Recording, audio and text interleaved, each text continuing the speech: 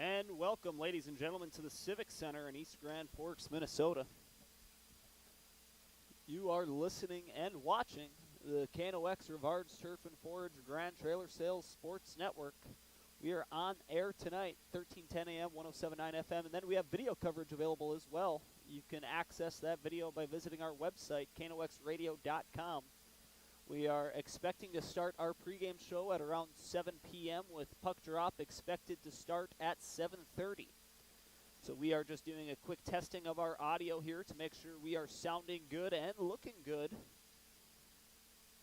So we have started this early. However, we are expecting to start the pregame show at 7 p.m. Puck drop slated for 7:30. Of course, that is dependent on the JV schedule. Right now, we have 8 minutes and 40 seconds.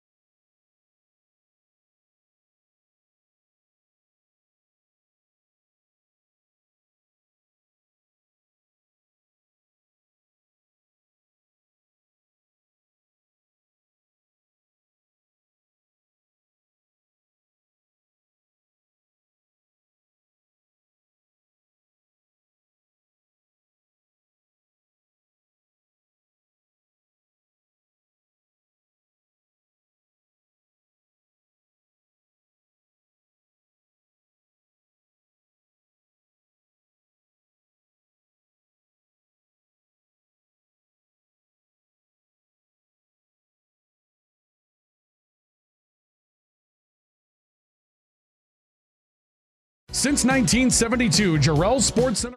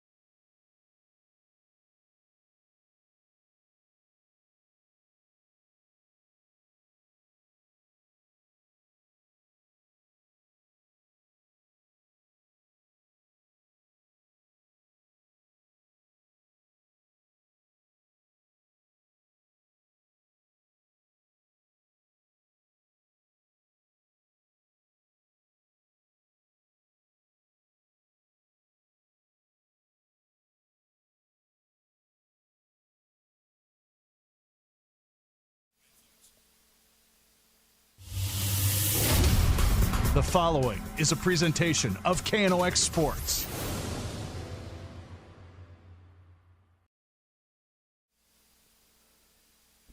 All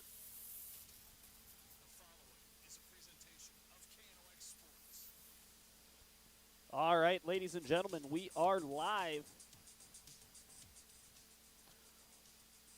Ladies and gentlemen, we are live from the Civic Center in East Grand Forks, Minnesota for some Section 8 Minnesota High School hockey. We have this coverage over the air, 1310 AM, 1079 FM, KNOX. And we have video coverage as well. To access that stream, visit our website, knoxradio.com, under the Live Sports tab. Right now we are scheduled for a 7:30 puck drop for the varsity matchup. For those of you watching the pregame show on our video coverage right now, we have 5 minutes remaining in the JV game. It's all knotted up at 1. Lopsided affair on the shots on net, but still even on the scoreboard. 46 shots on net for East Grand Forks, 13 for Detroit Lakes, but they're all tied up at 1 with 5 minutes remaining. You are watching and listening to the pregame show. This pregame show is brought to you by True North Equipment, true to our values and driven by you. And Signature Graphics and Apparel. We craft your vision, you watch it come to life.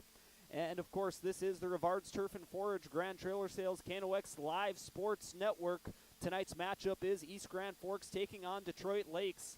During the 2023-2024 season, East Grand Forks swept the season series between these two teams last season, winning both of those games by scores of 5-1 and 4-1 respectively. And then they won 7-1 in the Class 1A Section 8 semifinal. East Grand Forks went on to lose to Warroad 4-3 in the section championship. This is the home opener for the Green Wave, as they have started this season with 2 games on the road last weekend. They are 0-2 so far this season, still looking for their first victory of the year. Those defeats came at the hands of Gentry Academy, losing that one by a score of 6-1 and losing to Delano by a score of 5-6. Detroit Lakes only 1 game so far this season. They won by a lopsided victory of 7-0. That one was at Fergus Falls. Right now we're going to take a moment and take a look at the drive for the title. The drive for the title is brought to you by Toys for Trucks. Accessorize your car, truck, or SUV today at Toys for Trucks. So for those of you watching our video coverage, you can see the listing of the Minnesota Hockey Hub poll. This is the preseason poll. We're expecting a new poll coming out every Wednesday on a weekly basis throughout the remainder of the season. So taking a look from top to bottom, St. Cloud Cathedral coming in at number 1. East Grand Forks, the preseason number 2 in the poll. They're expected to go down after their 0-2 start. Continuing down our list at number 3 is Hermantown. Number 4 is Matamidi. 5 is Hibbing. 6 is Warroad, Section 8 rival of East Grand Forks. Number 7 is Delano, a team that East Grand Forks lost to in overtime by a score of 6-5. Cloquet at number 8. Number 9 is Northern Lights, and then rounding out the rankings is number 10, Orono. Taking a look at some of the key results so far this season, we talked about East Grand Forks and how they've fared so far this season. They lost to Gentry Academy by a score of 6-1 and Delano by a score of 6-5. So tightening up their defensive end will be a priority for head coach Tyler Palmasino and the Green Wave. Taking a look elsewhere around the state, Warroad defeated Delano by a score of 5-3, so common opponents between those two teams. And then they tied St. Cloud Cathedral, the preseason number 1 team for Section 1 in Minnesota high school hockey. Elsewhere, Orono had a lopsided victory against Hutchinson by a score of 9-1. Hibbing beat Matamidi. That was a matchup of the 4 and 5 in the preseason poll that lived up to its expectations. That was a 3-2 score in favor of Hibbing. And like we previously mentioned earlier in the pregame show, Detroit Lakes has 1 game under their belt so far this season, and they won that one by a score of 7-0. This is the drive for the title. Drive for the title once again brought to you by Toys for Trucks. Accessorize your car, truck, or SUV today at Toys for Trucks. So obviously high expectations like East Grand Forks has every year, coming in with the preseason poll at number 2 behind only St. Cloud Cathedral. Have yet to live up to that preseason hype. 0-2 so far on the season, but looking to get their first victory of the year here tonight at the Civic Center for their home opener against Detroit Lakes. It's the home opener and also the section opener for both of these teams for the first time this season facing a section opponent. Detroit Lakes, not usually a team that has high expectations. However, they returned a lot of talent from last year's team. They made it to the section semifinal, losing to East Grand Forks by a score of 7-1 in that game. However, they lost only 4 seniors from that squad, and they returned 8 juniors. One of the Lakers' strong suits last year was its defense. Detroit Lakes held its opponents to only 67 total goals on the year with 7 clean sheets. So that's 7 shutouts on the season. They graduated their goaltender from last year, but they have a trio of sophomores that they're testing out in net this season. East Grand Forks returns some talent as well, and we're going to talk about that as we continue on throughout the pregame show. The pregame show, once again, brought to you by True North Equipment and Signature Graphics and Apparel.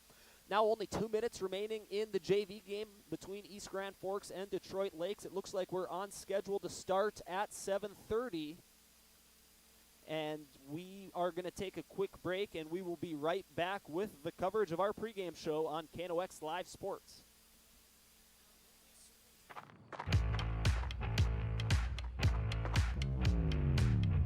When you're in pain, you need more than just a doctor.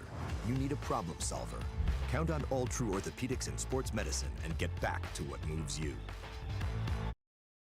Whether it's a golf course, your lawn, a pasture on your farm, cover crop, or even a food plot to help you get that big buck, Rivard's Turf and Forage of Grand Forks has developed, mixed, and packaged the premium specialized seed you need for almost every application. Plus, they also carry a full line of ice melter products for your home or business. To check out all their products, go to rivards.com.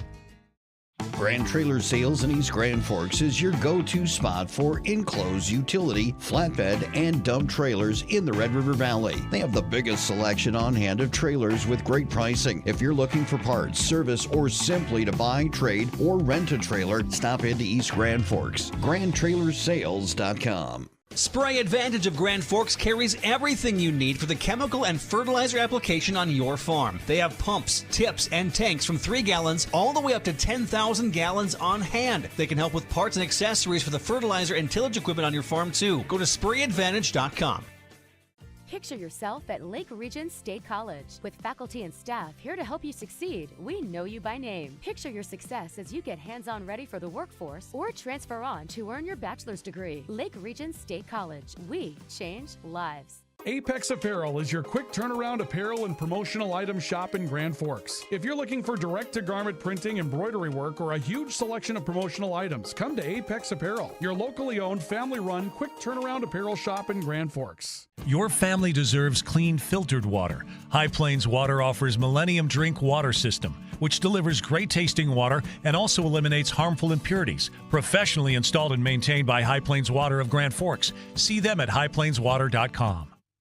Rust, salt, and time are the biggest enemies for a fuel tank. Never fear, because Grand Forks Welding is here to take care of your enemies for you. We not only fix or patch your tanks, but we can custom fabricate any kind of replacement fuel tanks or service unit. Go to grandforkswelding.com. If you've got an electrical emergency, call RBB Electric. We are your 24/7 electrician. Your call will always be answered by an RBB employee ready to help 24/7. RBB Electric is on time every time. Your time is valuable, and we don't waste it.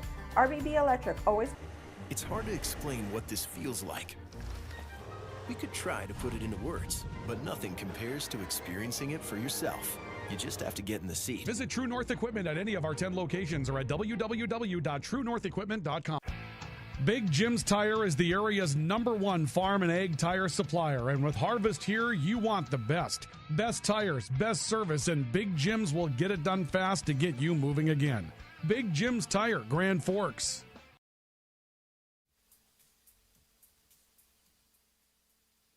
Welcome back, ladies and gentlemen, to the pregame show.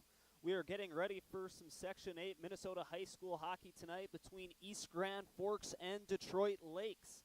This pregame show is brought to you by True North Equipment, true to our values, driven by you, and Signature Graphics and Apparel. We craft your vision, you watch it come to life.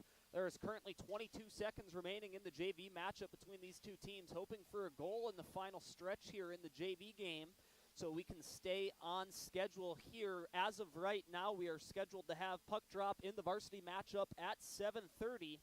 However, we will continue on with our pregame show regardless and keep you on air. And for those of you watching our video stream as well, you are listening to our coverage of Minnesota high school hockey on the air, 1310 AM, 107.9 FM, KNOX, and we have video coverage available as well.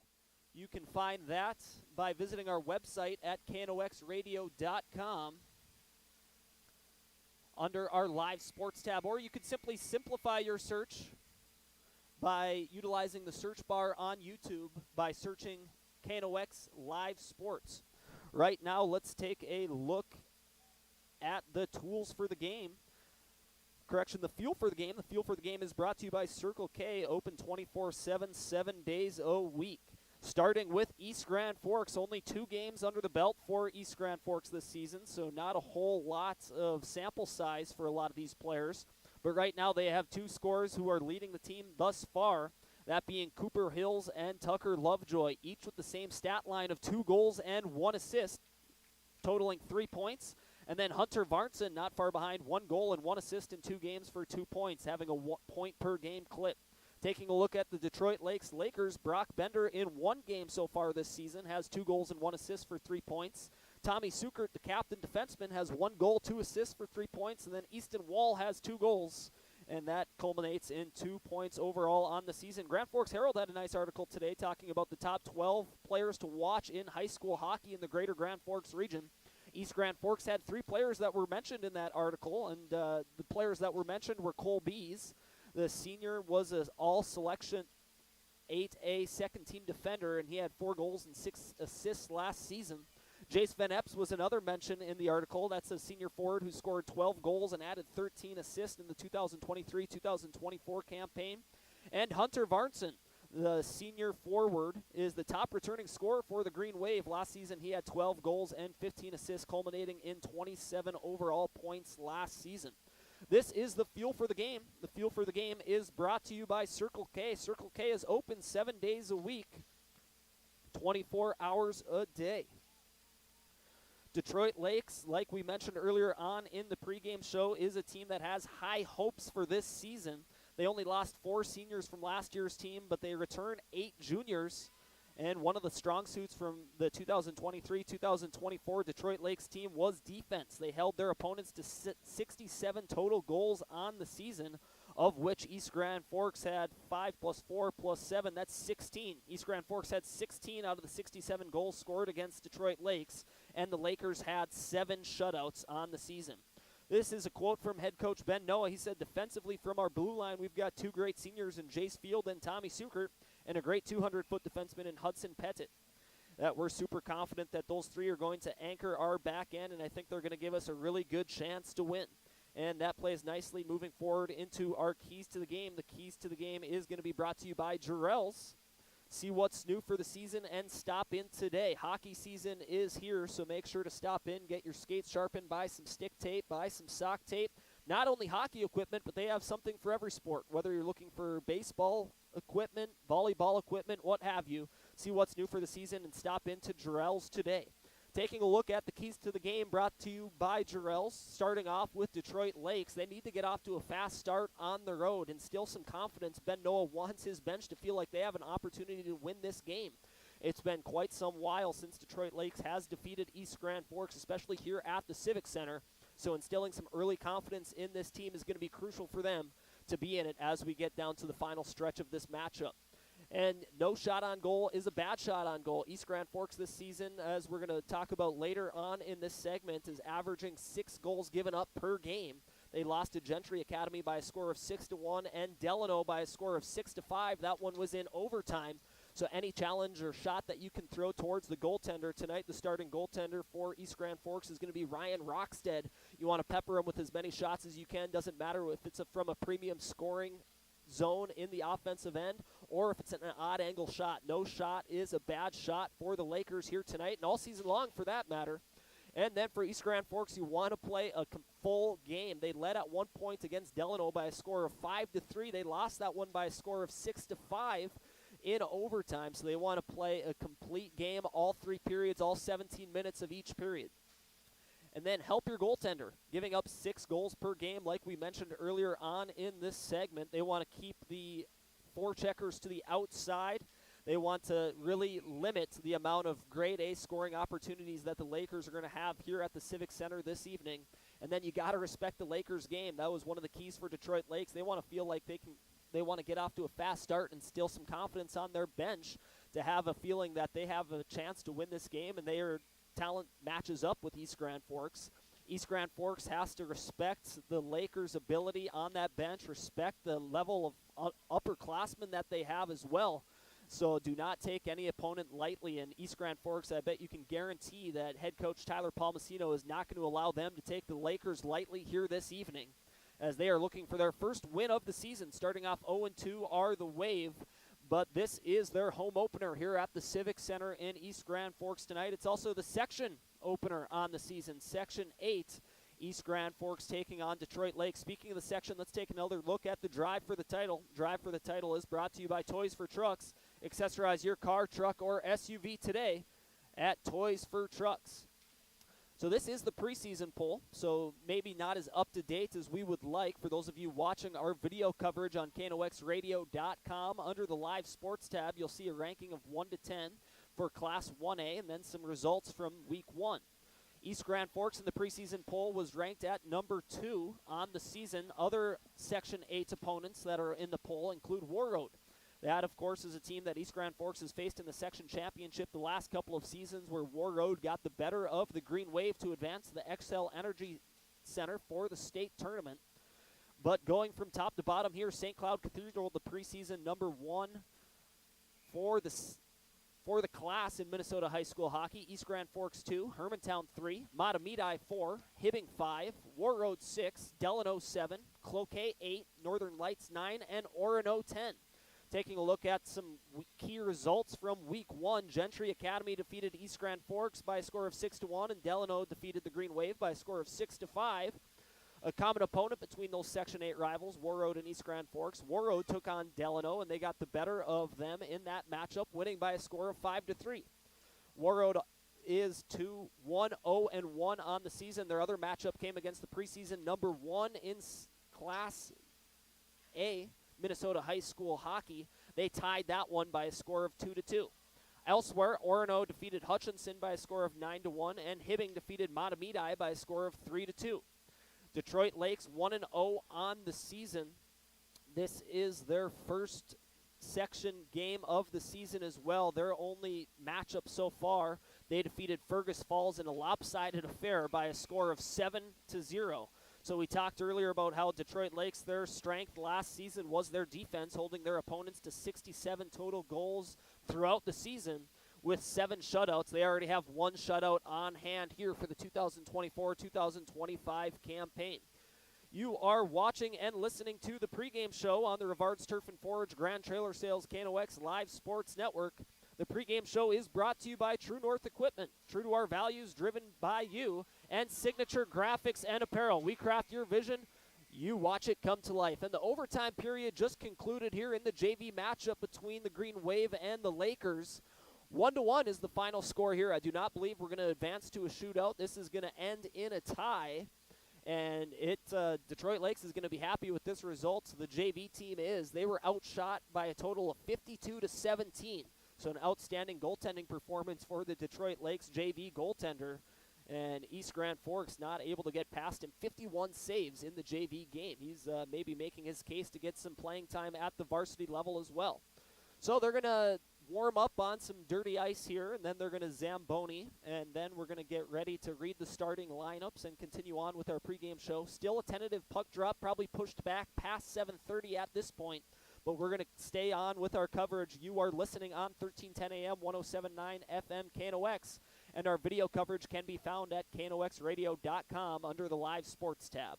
I'm going to take a quick break here. Another word from our sponsors. Don't go anywhere. We'll be right back with Minnesota High School Hockey on KNOX. From tears in your car, truck, boat, or farm equipment seats to making boat covers or complete restorations of the interior of your hot rod, Finest Auto Trim in Grand Forks can make the inside of your rides look brand new again. Big or small, at Finest Auto Trim, we can cover it all. To check out our services, go to finestautotrim.com or stop out on Demers Avenue in Grand Forks to get your quote today. When you think breakfast, you think Perkins Restaurant. Whether you keep it simple with a fresh baked mammoth muffin and coffee or go all out and try the tremendous 12 breakfast, Perkins Restaurant is your breakfast place. Perkins Restaurant and a great breakfast make the perfect team. Since 1972, Jarrell's Sports Center and Hockey World has provided year-round sporting goods, apparel, and of course, hockey equipment and training tools. You'll also find they have a state-of-the-art skate sharpening machine to give you the edge you need. For anything sports, stop in to Jarrell's and Hockey World. Residents of the Midwest are known for being self-starters and getting the job done. But when it comes to electrical work, it's best to call a professional. Hi, this is Steve from Bergstrom Electric. It's true that there's a certain glory to accomplishing a task on your own, but it's our experience that not only will save you time, but also the headaches that go along with home improvement projects. A simple phone call to Bergstrom Electric can make all the difference. At Bergstrom Electric, the light does shine brighter. As guys, we all love our trucks. That's why Toys for Trucks is your headquarters for all things truck. They carry an amazing selection of rims and tires, plus floor mats, tonneau covers, hitches, plows, and even Excalibur remote car starters for any car, truck, or SUV. And the best part? They can install everything for your truck right at their location. Stop out at Toys for Trucks in Grand Forks to customize your ride, or check them out at toysfortrucks.com. Today, the PS stands for proper service for your home, farm, or business, which is what you'll get from the team at PS Garage Doors in Grand Forks. Whether you need a door fixed or just thinking about replacing what you already have, no matter what the size, PS Doors offers the proper service for you. Get your proper service at psgaragedoors.com. Add a pop of color and excitement to your next celebration with Balloons by Misty. Their one-of-a-kind balloon design skills and creativity will make your event unforgettable. It's always a party at Balloons by Misty. Visit balloonsbymisty.com today. Franson Bank and Trust in Grand Forks is a community bank that caters to businesses, farms, and consumers. They provide customized financial solutions with personalized customer service. Let Franson Bank give you the banking relationship you deserve. Real people, real results. Signature Graphics in East Grand Forks is your one-stop shop for all your branding and design needs. From embroidery, vinyl wrapping, laser print, and more, fully customized from start to finish, all in-house. Signature Graphics. We craft your vision. You watch it come to life.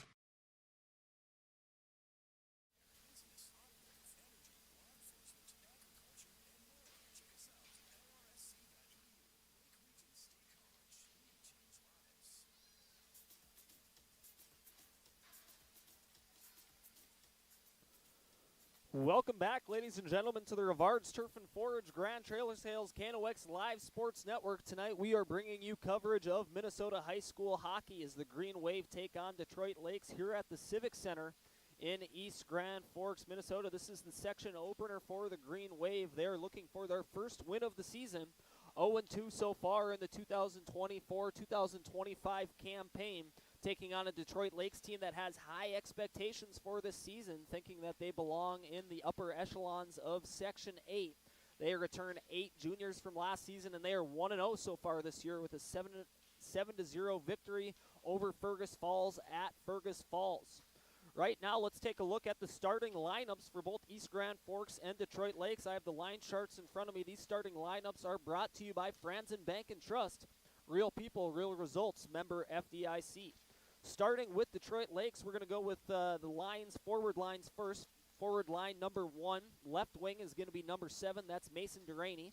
The center is going to be number 42, that's Easton Kennedy. The right winger is going to be number 11, that's William Symbolic.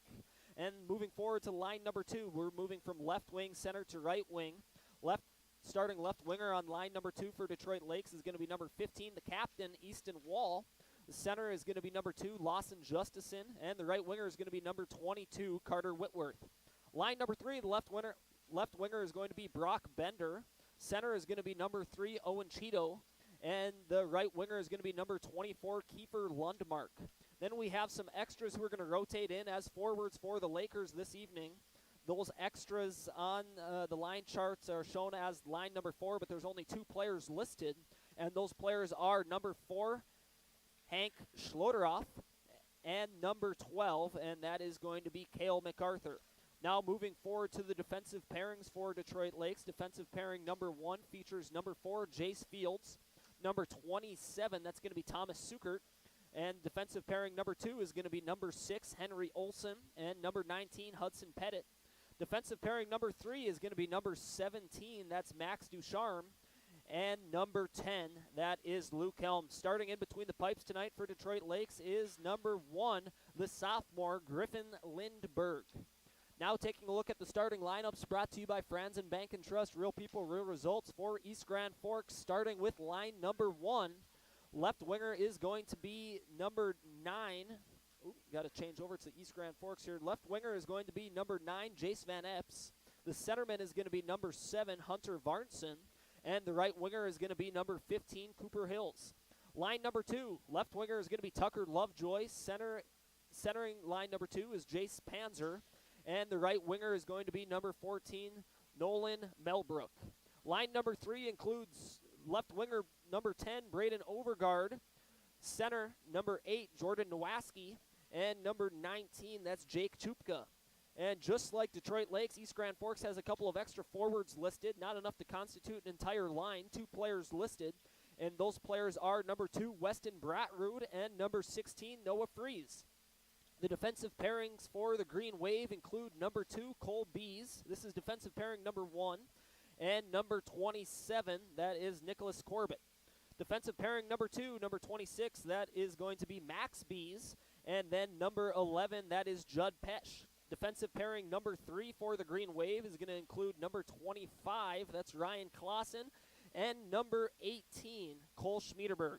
And then they have an extra defenseman who is going to be mixed into the rotation. That is number 4, Bodie Schmaltz. Starting in net tonight for East Grand Forks is going to be number 35, the senior, Ryan Rockstead.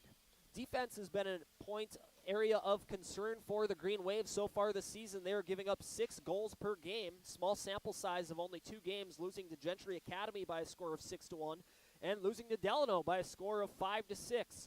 But as head coach Tyler Palmasino knows, if they want to compete to make their way to the XL Energy Center for the Minnesota High School Hockey State Tournament this season, they're going to have to tighten things up on their defensive end.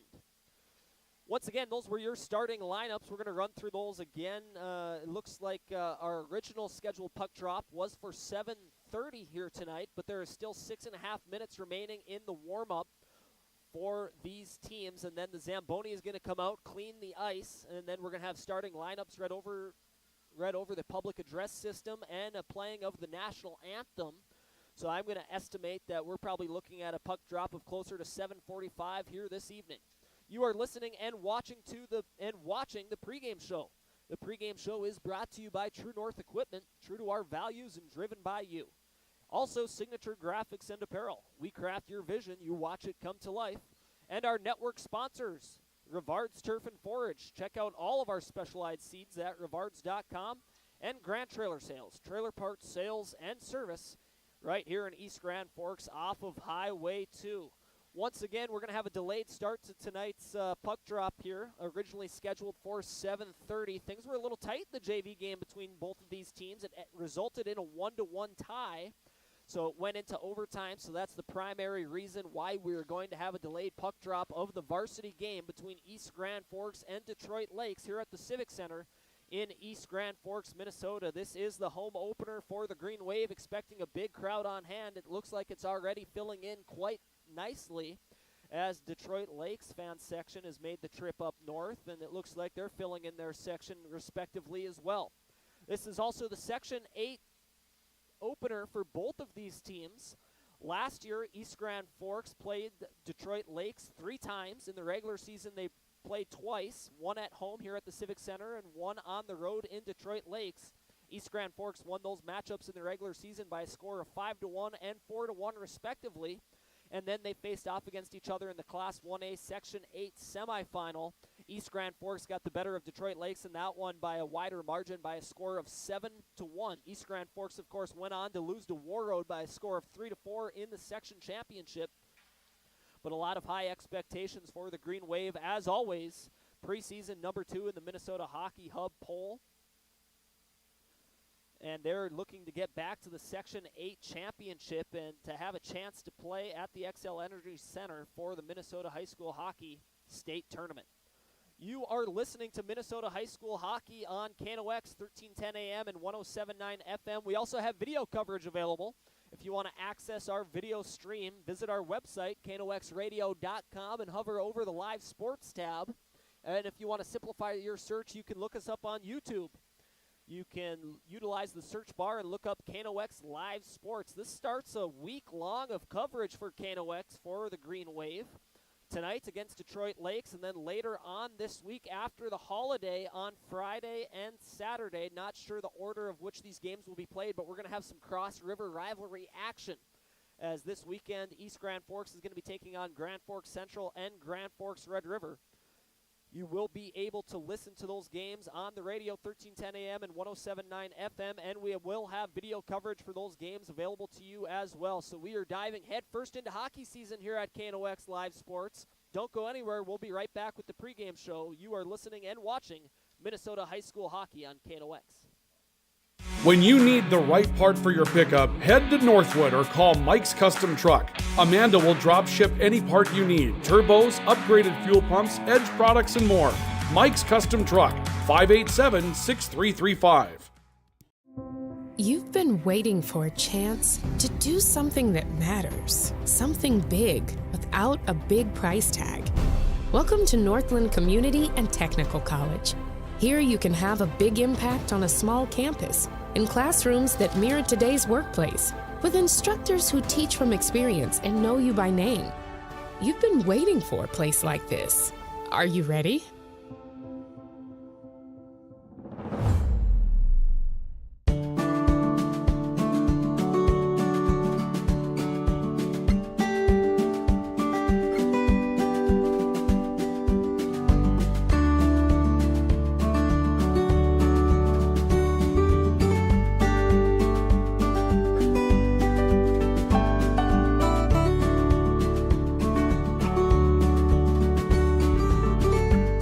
Need seed, think Proseed.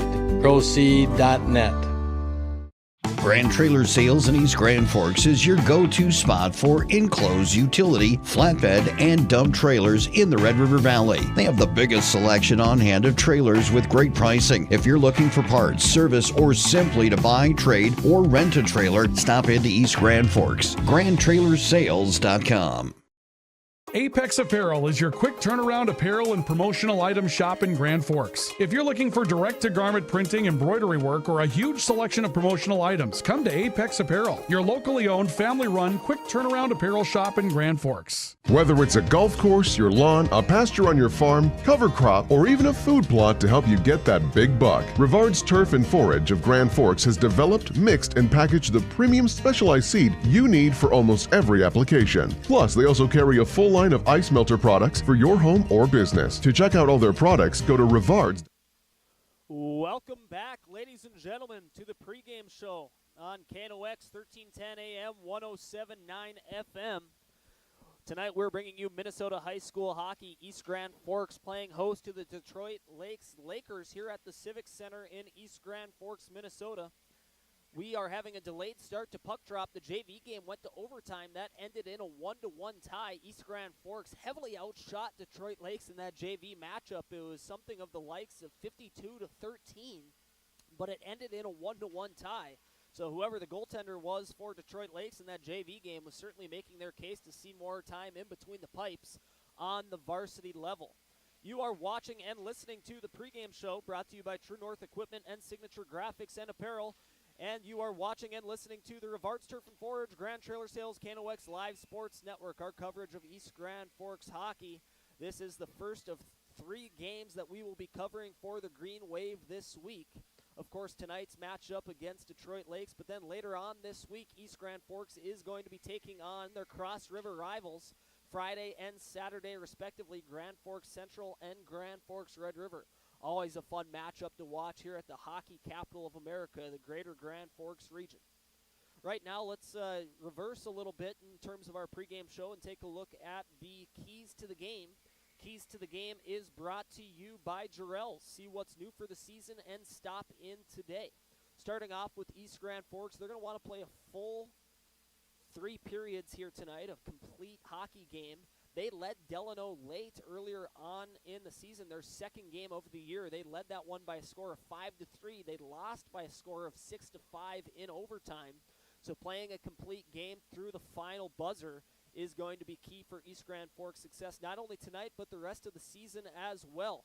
Averaging 6 points per game is certainly something that head coach Tyler Palmasino is not happy about, and he's going to want to clean up the play of the Green Wave in their own end. And then they got to help their goaltender. We just talked about how they've been averaging 6 goals per game against so far this season. They are going to want to try keep the opportunities to the outside and really limit those grade A scoring chances from Detroit Lakes here this evening. And then they got to respect the Lakers game. The Lakers are an experienced team, one that is stock full of juniors and seniors all the way through their line chart. They return 8 juniors from last season. And that is a team last year that was very solid defensively. They only gave up a total of 67 goals throughout the duration of the 2023-2024 campaign, and that included 7 shutouts.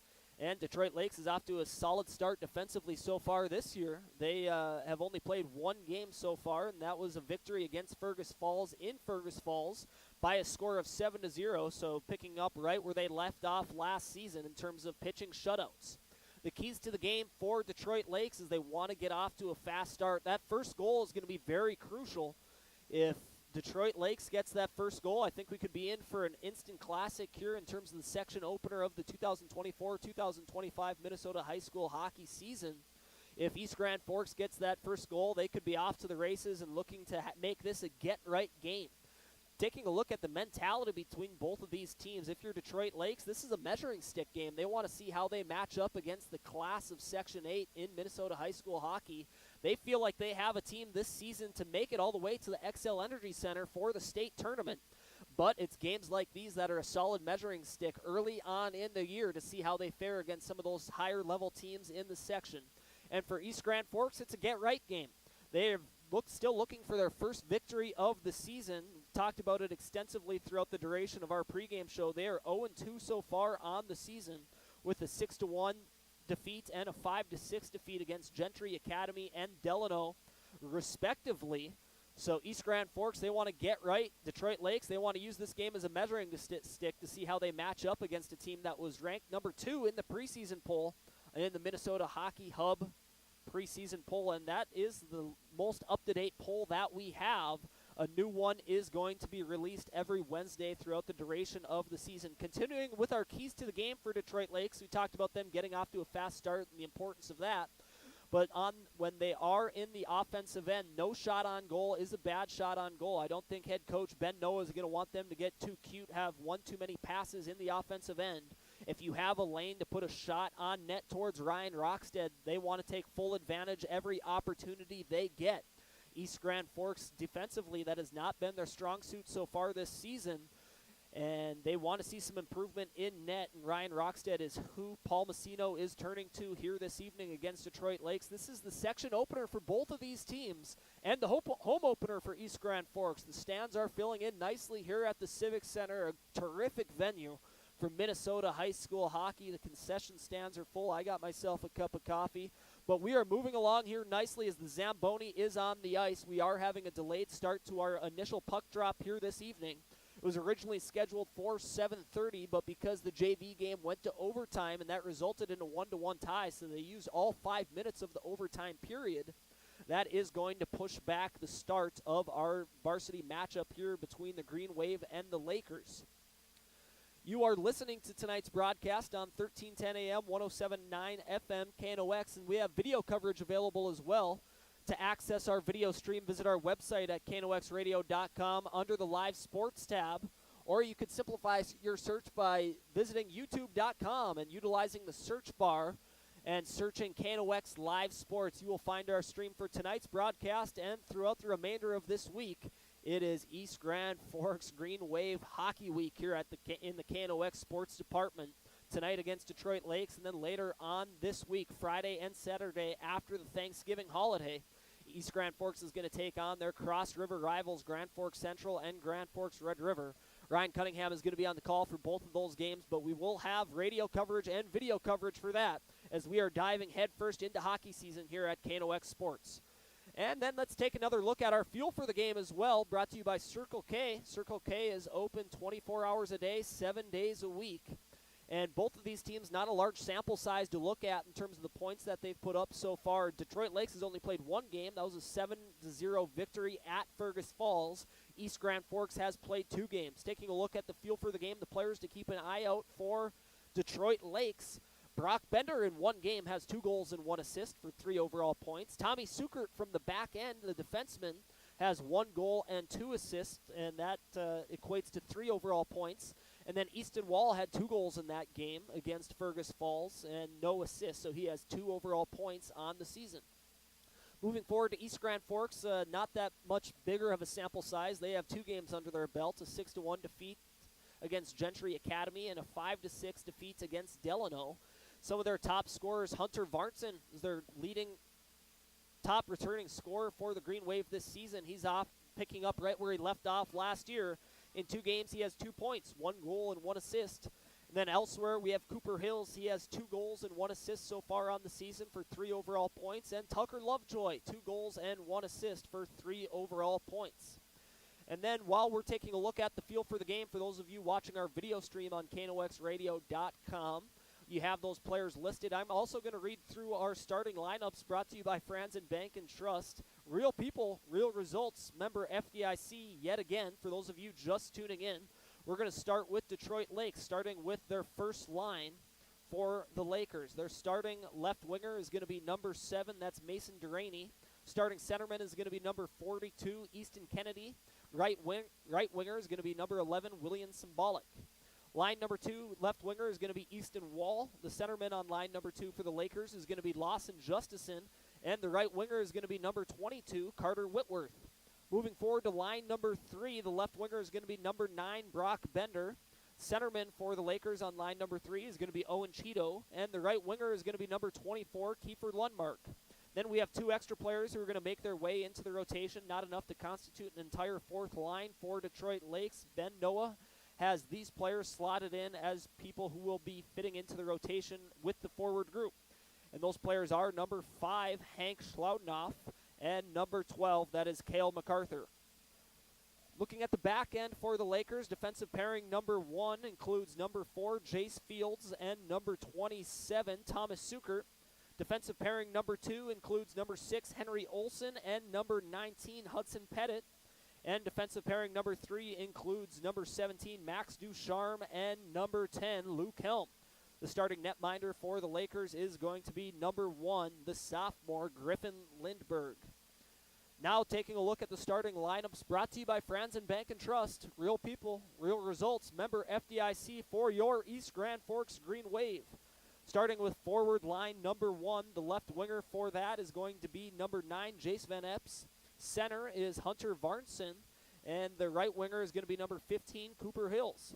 Line number 2, moving from left to right, is going to be number 6, Tucker Lovejoy, number 17, Jace Panzer, and number 14, that's Nolan Melbrook. Line number 3, once again, moving from left to right, we're going to have number 10, Braden Overgaard, number 8, Jordan Nowaski, and number 19, Jake Chupka. Just like Detroit Lakes, East Grand Forks has 2 players that will mix their way into the rotation with the forward group. And those players are number 20, Weston Bratrud, and number 16, Noah Freeze. The defensive pairs for the Wave tonight. Defensive pairing number 1 includes number 2, Cole Bees, and number 27, Nick Corbett. Defensive pairing number 2 includes number 26, Max Bees, and number 11, Judd Pesch.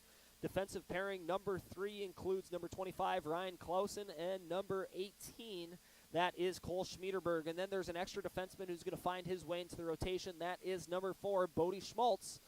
And then the starting netminder for the Green Wave tonight is going to be the senior number 35, Ryan Rockstead. With a solid performance tonight, Rockstead could find his way and cement himself as the starting netminder. I think head coach Tyler Palmasino is still trying to figure out who they want to turn to on a nightly basis, especially for some of those bigger games against War Road, Roseau, and even tonight, the section opener. And we're getting an indication that Ryan Rockstead, they appreciate that steady-mindedness from the senior netminder, is getting the nod here tonight. This is going to be our final break of the pregame show. We're going to take one more break here, a word from our sponsors. We'll be right back with Puck Drop from the Civic Center, Minnesota High School Hockey on KNOX.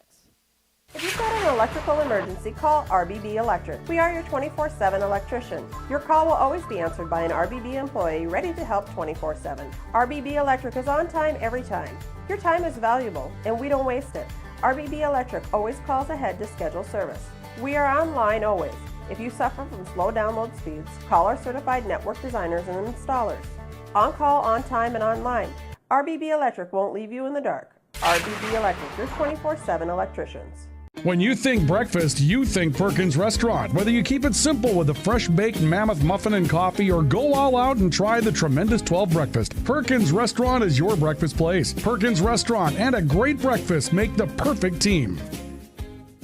Rust, salt, and time are the biggest enemies for a fuel tank. Never fear, because Grand Forks Welding is here to take care of your enemies for you. We not only fix or patch your tanks, but we can custom fabricate any kind of replacement fuel tanks or service unit. Go to grandforkswelding.com. Made of steel.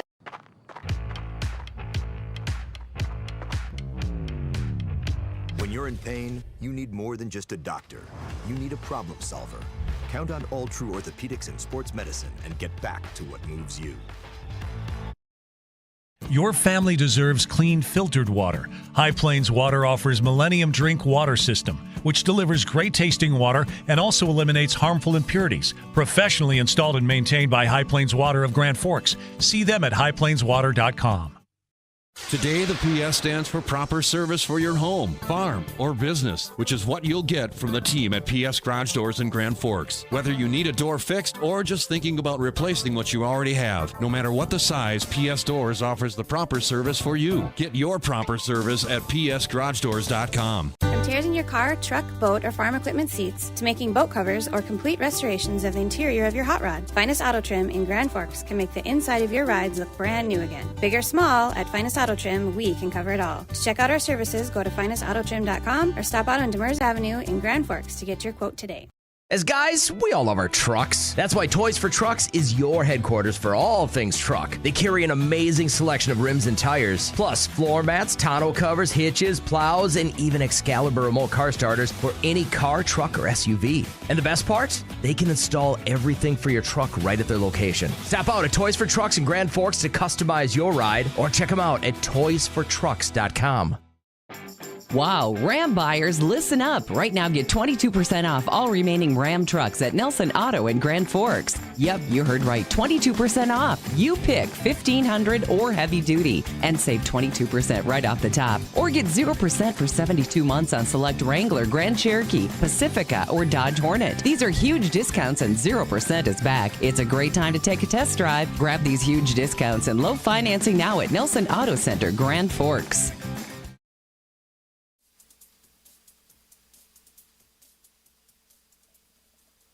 Welcome back, ladies and gentlemen, to the Rivards Turf and Forage Grand Trailer Sales KNOX Live Sports Network. We are at the Civic Center in East Grand Forks, Minnesota, the home opener for the Green Wave as they're taking on the Lakers from Detroit Lakes. East Grand Forks looking for their first win of the season as they are taking the ice in their all-white home uniforms, white socks, white jerseys, with green and black trim on both of those sets, black breezers and black helmets, taking on Detroit Lakes in their all-red uniforms. Red socks with white trim, red breezers, red jerseys, and red helmets.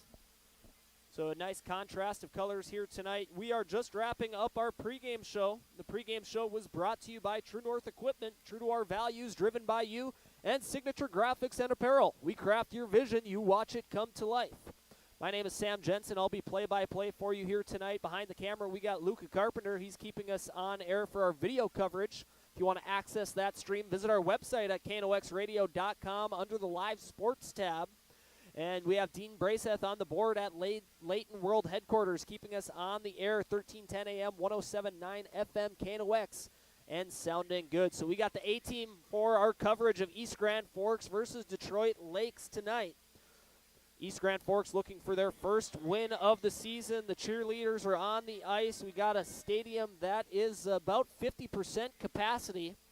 For those of you watching the video stream on the bench side, which is going to be in your view the entire broadcast, that is the Detroit Lakes fan section. They brought a nice contingency of fans coming from the Detroit Lakes region down south in Minnesota.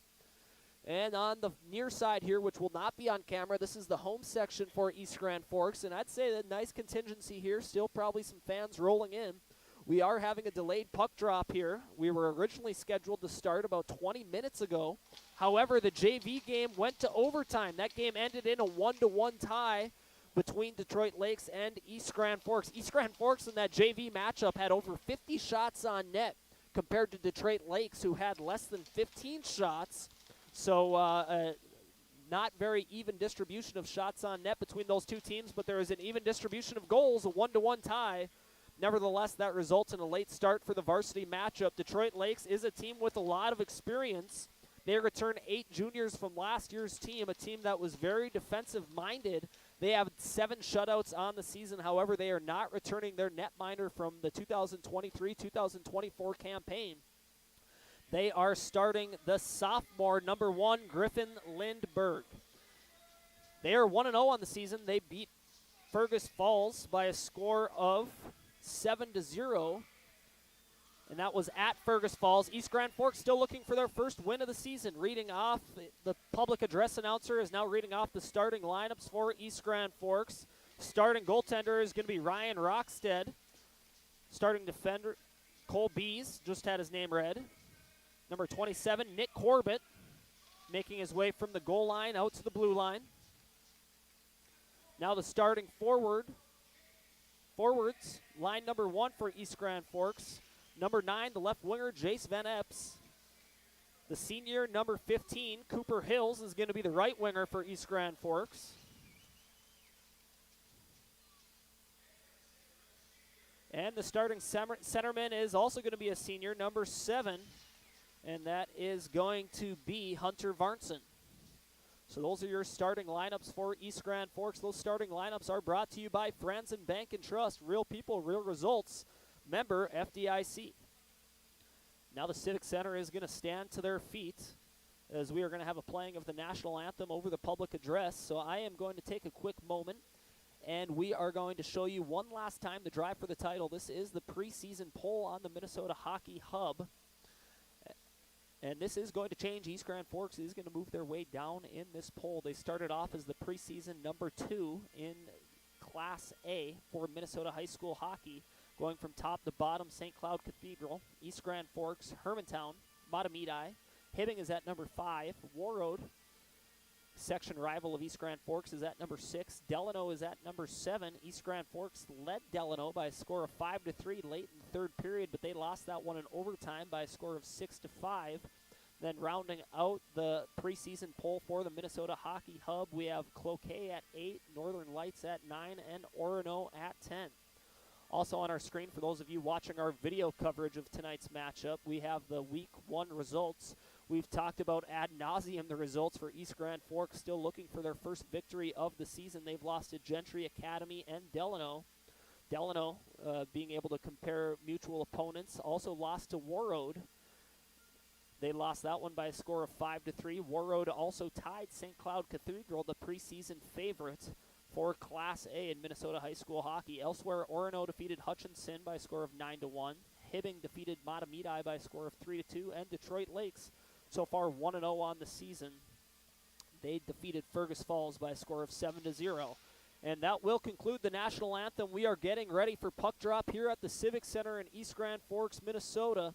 Starting about over 20 minutes late here, but that's okay. The fans are ready for the home opener, getting ready to kick off the season for East Grand Forks Green Wave Hockey for the 2024-2025 campaign. Put 17 minutes on the clock. My name is Sam Jensen. I'll be providing play-by-play commentary here this evening. Behind the camera, we have Luca Carpenter keeping us on air on our video coverage and looking good. And then on our board back at Leighton World headquarters is Dean Braceth. He's keeping us on the air and sounding good. On the air, we can be found at 1310 AM, 107.9 FM, KNOX. And if you want to access our video coverage, you can do so by visiting our website, knoxradio.com, under the Live Sports tab. The head coach for Detroit Lakes is Ben Noah.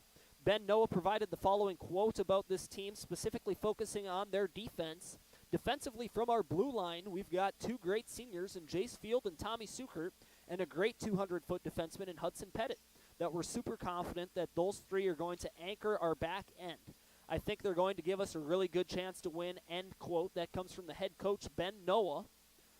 And this is a team that only gave up 67 goals throughout the duration of the 2023-2024 campaign, including 7 shutouts. So to be able to return some of their anchors on the back end from last season is a reason why the Lakers feel good about their chances in the 2024-2025 campaign.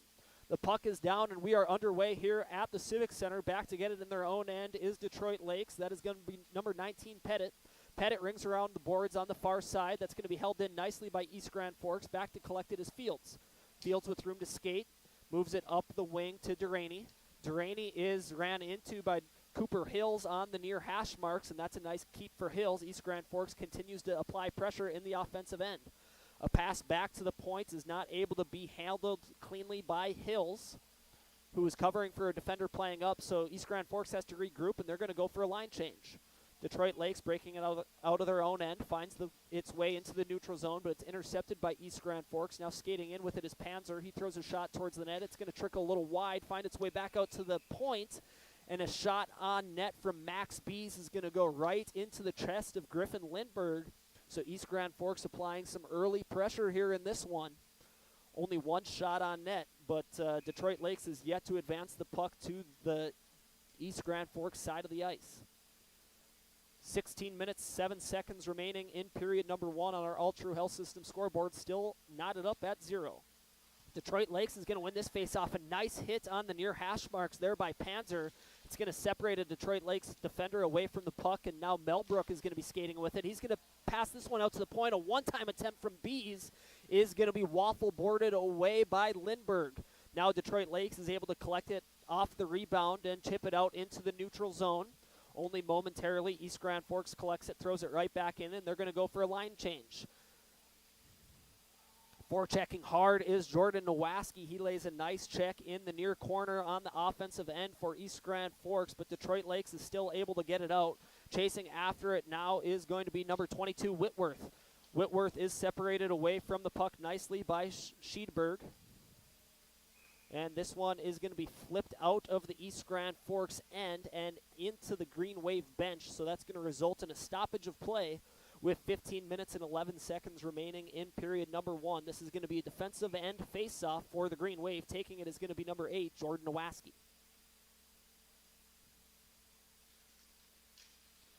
Face-off is won by Detroit Lakes. It's going to go back to the point. It's going to be rung around all the way to the near hash marks. Now the teams are going to battle for it at the near blue line. It's able to get poked out into the neutral zone where Detroit Lakes Pettit is going to handle it and try a neutral zone transition. And they do so, I thought, cleanly. It looked like they were going to have a 3-on-2 opportunity were the Lakers, but the referees are going to indicate that that zone entry was offsides. So we're going to have yet another stoppage in play, this time with 14 minutes and 50 seconds remaining in the first frame. All knotted up at 0. You can tell that East Grand Forks has the advantage talent-wise, speed-wise, and physicality-wise as well, for that matter. But Detroit Lakes has been, so far in the early stages, keeping those chances for the Green Wave to the outside. Now East Grand Forks, or Detroit Lakes, mind you, has it behind the Green Wave goal line. They're going to throw it out to the point, and the shot from number 19, Pettit, is going to be thrown wide of the net, and the teams are now going to battle for it behind the goal line. Skating with it now is Kennedy. This is line number 1 for Detroit Lakes. Now Duraney has it on the near hash marks. East Grand Forks is going to battle with it there. Now it floats below the goal line.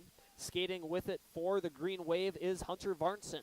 Varnson turns this one over. Now an opportunity for Kennedy from the far goal line. He's going to throw this one out to the point. Nice block shot by Varnson. Correction, that's Jace Van Epps dropping to knee and blocking that shot from the point.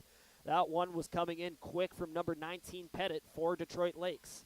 Now East Grand Forks crossing center ice, entering the Detroit Lakes zone. Centering pass attempted towards Panzer is deflected out towards the neutral zone, where Pesh is going to collect it and go D-to-D with his partner, and that is going to be Schmaltz. East Grand Forks now working its way through the neutral zone. Turns it over as they enter the offensive end, but now collecting it is Panzer, and he's going to ring it around the boards on the far side, where Detroit Lakes is going to collect it there. That is Fields. Fields attempts to chip it off the glass on the near side, and he does so successfully out into the neutral zone. And there to collect it for East Grand Forks is number 6. Don't have a number for him. Do not see him on that. Correction, that's Tucker Lovejoy. I just assumed he was a defenseman, but he's the starting left winger on line number 2 for the Green Wave. Detroit Lakes takes over possession. They cross center ice, and then they dump it into the East Grand Forks end, and then they go for a line change. Breaking it out now is Pesh. Pesh makes a man miss, passes it up the boards, but they're going to say that touched an East Grand Forks player on the bench, so we're going to have yet another stoppage in play. And this is going to be a face-off from just outside.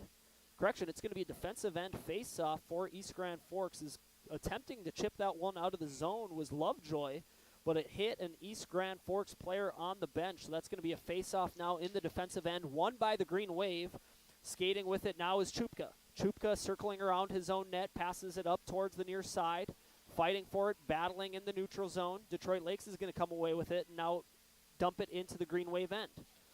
Back to collect it there is going to be Nowaski behind his own net. He's going to pass it up to his line mate. That is going to be number 27, Corbett. Corbett on the defensive end. Now Detroit Lakes has it in their end. And they're going to break it out relatively cleanly, and they're going to cross center ice, and doing so is going to be Pettit. Pettit crosses center ice and then dumps it below the Green Wave goal line. The Green Wave immediately pick it up and dump it all the way down the ice, but that's not going to result in an icing, as right next to that puck was symbolic for the Lakers. Puck finds its way out to the neutral zone, intercepted by East Grand Forks' Scheedeberg. He collects it and throws it into the Detroit Lakes end. Detroit Lakes quickly breaks it out, moves its way through the neutral zone. Potential chance there from Symbolic from the near face-off dot in the East Grand Forks end. Now here's a 3-on-2 chance for East Grand Forks. Shooting the puck from just inside the blue line was number 9, Jace Van Epps. That was a 3-on-2 opportunity for East Grand Forks, but that's just going to be an innocent shot just inside the blue line. That's easily gloved by Griffin Lindberg. So still 0-0, but we're going to have an offensive zone face-off for the Wave. Taking the face-off for East Grand Forks is going to be Panzer. Panzer is going to win this one, but it's going to be collected by Detroit Lakes, and they're going to clear it out towards the neutral zone. East Grand Forks defender Cole Bees throws it right back into the Detroit Lakes end. Back to collect it is a Laker defender. He's going to have a nice, clean breakout pass to the far side. That's going to go to Justison, and he's going to cross center ice and dump it in. And then back to collect it is Bees behind his own goal line. Bees, 2-on-1, facing a hard forecheck. Justison now has it for Detroit Lakes. Teams are battling for it behind the net. Skating away with it now is Corbett. Corbett, nice cross-ice pass to the near side to Melbrook. Melbrook crosses the blue line, entering the offensive zone for East Grand Forks, but they're going to say he did so offside. So that's going to be yet another stoppage in play. A lot of whistles in the early stages. 11 minutes and 6 seconds remaining in period number 1. Still knotted up at 0 on our Ultra Health System scoreboard.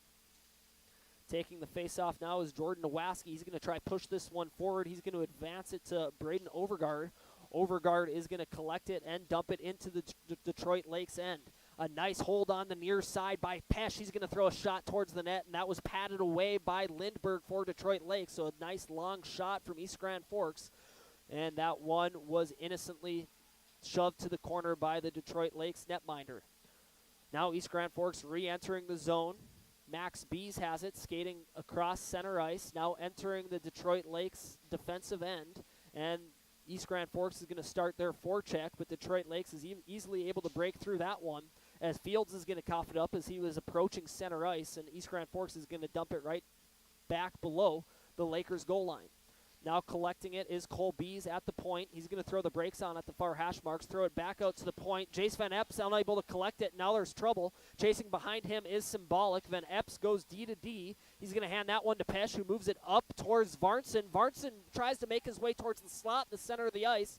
Nice defense there by Kennedy for Detroit Lakes, but East Grand Forks continues to apply the pressure. Teams are battling for it now. Here's a shot from the top of the slot. Save made. That shot was put on net by Jordan Nowaski. He was all alone right in between the circles in the offensive zone for the Green Wave. He threw that shot on net, and that was padded by Griffin Lindberg. He used his left pad, and the rebound went nowhere. Easily covered up, so nice job there for the Laker netminder to keep that face-off close by. Now another offensive zone face-off for the Green Wave. This one is won by Detroit Lakes. Sukert has it behind his own net. He's battling Panzer, who's forechecking behind the goal line. He's going to advance this one towards Justison. Justison is going to have his pocket picked on the far side, this time by Max Bees. Max Bees is going to throw a shot towards the net, and once again that is padded to the corner by Lindbergh. Now Detroit Lakes collects it off of the rebound, and they're going to make their way through the neutral zone, stopped at the blue line. They have to recollect themselves, and they're just going to dump this one in and go for a line change. Now Schiederberg has it behind the goal line. He's going to go D to D with Clausen. Clausen goes far side to number 14, Melbrook. Melbrook entering the offensive zone on the near side, faces some defense at the top of the circles. He's going to cough it up, and Detroit Lakes is going to clear the zone. Back to collect it, trying to re-enter quickly is East Grand Forks. With the puck is going to be number 18, Schiederberg. This one's going to go right to the stick of Detroit Lakes defender, and he's going to cross the center ice and then go into the East Grand Forks offensive zone only momentarily, and he's going to circle back. This is the third liner, Lundmark, for Detroit Lakes. He's going to throw a shot towards the net. Rockstead is going to use his paddle to hand it off to his defender, and now here comes a clean breakout for the Green Wave. Nowaski has it, entering the zone on the far side, throws a shot towards the net, and that is waffle boarded towards the far corner where the teams will continue to battle for it. And nobody seems to know where the puck is here. We're going to have a stoppage in play. It looks like it's in one of the players' breezers. Still don't see a puck. Not sure where it's at. No one's throwing it in from the crowd. The referees are going to collect one from the scorer's table. And the East Grand Forks is going to have another offensive zone faceoff with 8 minutes and 26 seconds remaining in period number 1 on our All True Health System scoreboard. We're all tied at 0. Varnson taking the faceoff for East Grand Forks. This one is won and goes back to Pesh. Pesh throws a quick shot on net, and that is gloved easily by Lindbergh. So that's going to be another stoppage in play. That only took 5 seconds off the clock. Now we have 8 minutes and 19 seconds remaining in period number 1. The shots are in favor of the Green Wave. They have the advantage in the shot department, 7-1. Offensive zone faceoff is won by East Grand Forks. It's going to go below the goal line. With it down there is going to be Cooper Hills.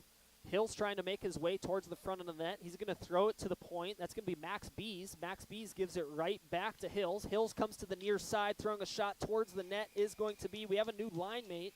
Correction, that's going to be Pesh, and now we're going to have some altercation after the whistle. This is certainly going to result in some penalties. We have punches thrown. We have a Detroit Lakes player with his helmet off.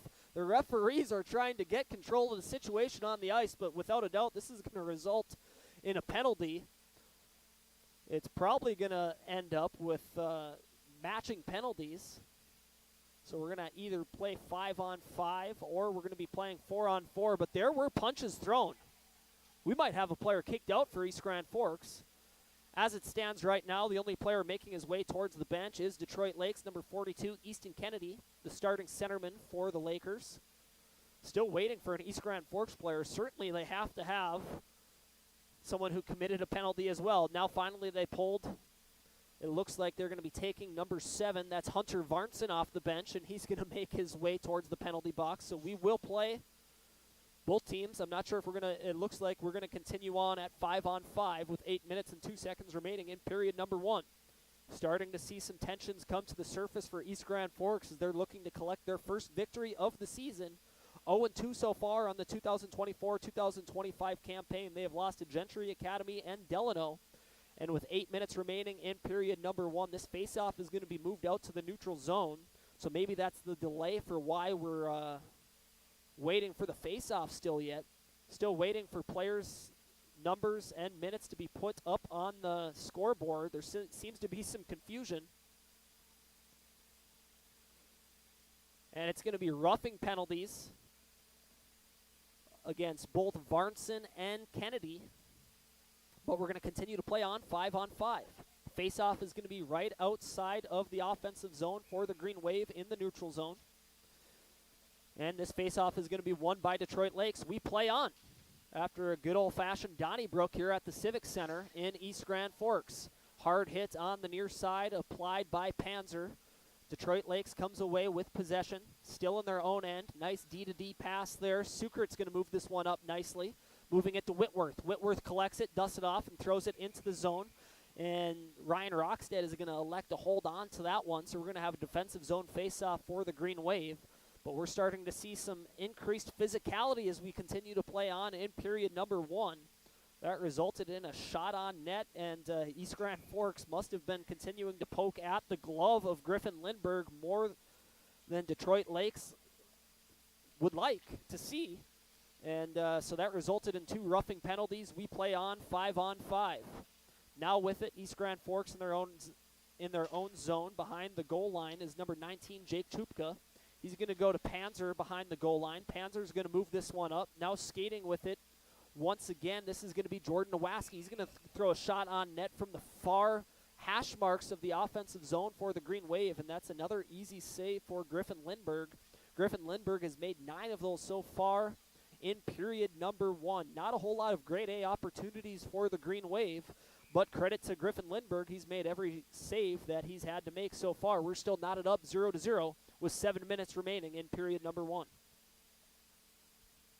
Offensive zone face-off now for the Green Wave. This one's going to be pushed back by Jace Van Apps, and it's going to go all the way out to the neutral zone. Back to get it is Schiederberg. He's going to go D-to-D with Max Bees. Correction, that's Clausen. And Clausen's going to move it up, and that's going to be tipped into the Detroit Lakes zone, where East Grand Forks is going to apply their forecheck. Down below the goal line is Cooper Hills, like a bee on honey on the Detroit Lakes defender. They continue to fight for it below the goal line. Now providing support is going to be Schiederberg from his defensive position. And the teams continue to fight for it on the near end, near the goal line, starting to make its way closer to the point. This one is going to make its way towards the point, but Jace Van Epps makes the hold. He throws a shot on net, but that is going to be innocently stopped in front. Detroit Lakes is going to collect it and dump it all the way down. They're going to say that was tipped on the way out, so no icing. And the Lakers are able to get a line change now. They're going to apply some pressure. An opportunity, if they were able to have some clean passing, are the Lakers. Symbolic has it. He's going to have this one taken away by Melbrook. Melbrook's going to chip this one to Lovejoy. Lovejoy making his way towards the net, drops his shoulder, and another save by Griffin Lindbergh, and then Van Epps puts his shoulder into Lindbergh, and that's going to make the net go ajar. But that's the first grade A opportunity we've seen so far for East Grand Forks, and Griffin Lindbergh stepped up to the plate. Still 0-0. That was save number 9 for Lindbergh for Detroit Lakes. Great opportunity there for Jace Van Epps. Making his way towards the net, dropping his shoulder against a defender who was just a half a step behind him, not able to get all of it on the shot. And off the face-off, this one is going to be a shot from Lovejoy. That goes off the post, and a scramble in front of the net. Eventually, we're going to have Panzer put a shot towards the net, but that's going to be gloved by Lindbergh. So East Grand Forks continuing to apply pressure. Lovejoy off the face-off that was won by Panzer from the top of the far circle. That one hit the goalpost. And that is the goalie's best friend for Detroit Lakes. And we continue to play on 0-0. Detroit Lakes wins this face-off. Surkert has it. He has the puck taken away by Panzer. Panzer on the far hash marks throws it up to Max Bees on the far point. Bees is going to ring it around all the way to his defensive partner, Pesh. Pesh is now going to skate behind the Detroit Lakes net. He's going to drop it for Panzer below the goal line. That's going to be intercepted by Detroit Lakes. They're going to try ring it around to the near side. That's going to be stopped at the hash marks, but now a turnover, and Detroit Lakes Whitworth is going to cross center ice and dump it in, and the Lakers are going to go for a line change. Bees collects it. East Grand Forks trying to break this one out quickly, but it's going to go all the way out to the neutral zone, where Detroit Lakes is able to dust it off and dump it right back in. Back to get it is Pesh. At the far hash marks in the defensive end for the Green Wave. He's going to hand it off to Overgaard. Overgaard skating behind his own net is going to hand it off to Jake Chupka on the near hash marks. He has a nice stretch pass to Nowaski. Nowaski now entering the zone is going to chip it in below the goal line as soon as he enters the defensive end for Detroit Lakes. Nowaski continuing to battle for it behind the goal line for East Grand Forks. Throws this one out towards the point. And we're going to have a D-to-D shot here. A shot towards the net from Corbett is going to be blocked by a Detroit Lakes forward, but the puck still remains in the Laker end. Now the teams are going to battle for it at the near goal line. Skating away with it is Overgaard. He's going to have this one taken away by Pettit. Pettit's going to pass this one up towards Duraney. Duraney crosses center ice, crosses and entering the East Grand Forks zone, but does so offside, so another stoppage in play. This time with 4 minutes and 27 seconds remaining in period number 1. It has been all East Grand Forks in terms of opportunities, but that is not reflected on the scoreboard. Still 0-0 with 4 minutes and 32 seconds remaining on our All True Health System scoreboard in period number 1 here at the Civic Center. Neutral zone faceoff is won by East Grand Forks. It's going to go all the way behind their own net. Back to collect it is going to be Clausen. Clausen facing a forechecker. That's Cheeto. Cheeto applying some nice pressure. Back to provide support is Varnson. He has a nice breakout pass. This one's going to go to Hills. Hills moves it up to Van Epps. Van Epps attempts to drop it off to Hills, but he's going to do so offsides. Hills was trying to have one line in the offensive zone, 1 foot in the offensive zone, 1 foot in the neutral zone, but appeared he had one of his feet off the ice, so he's going to be whistled for offsides.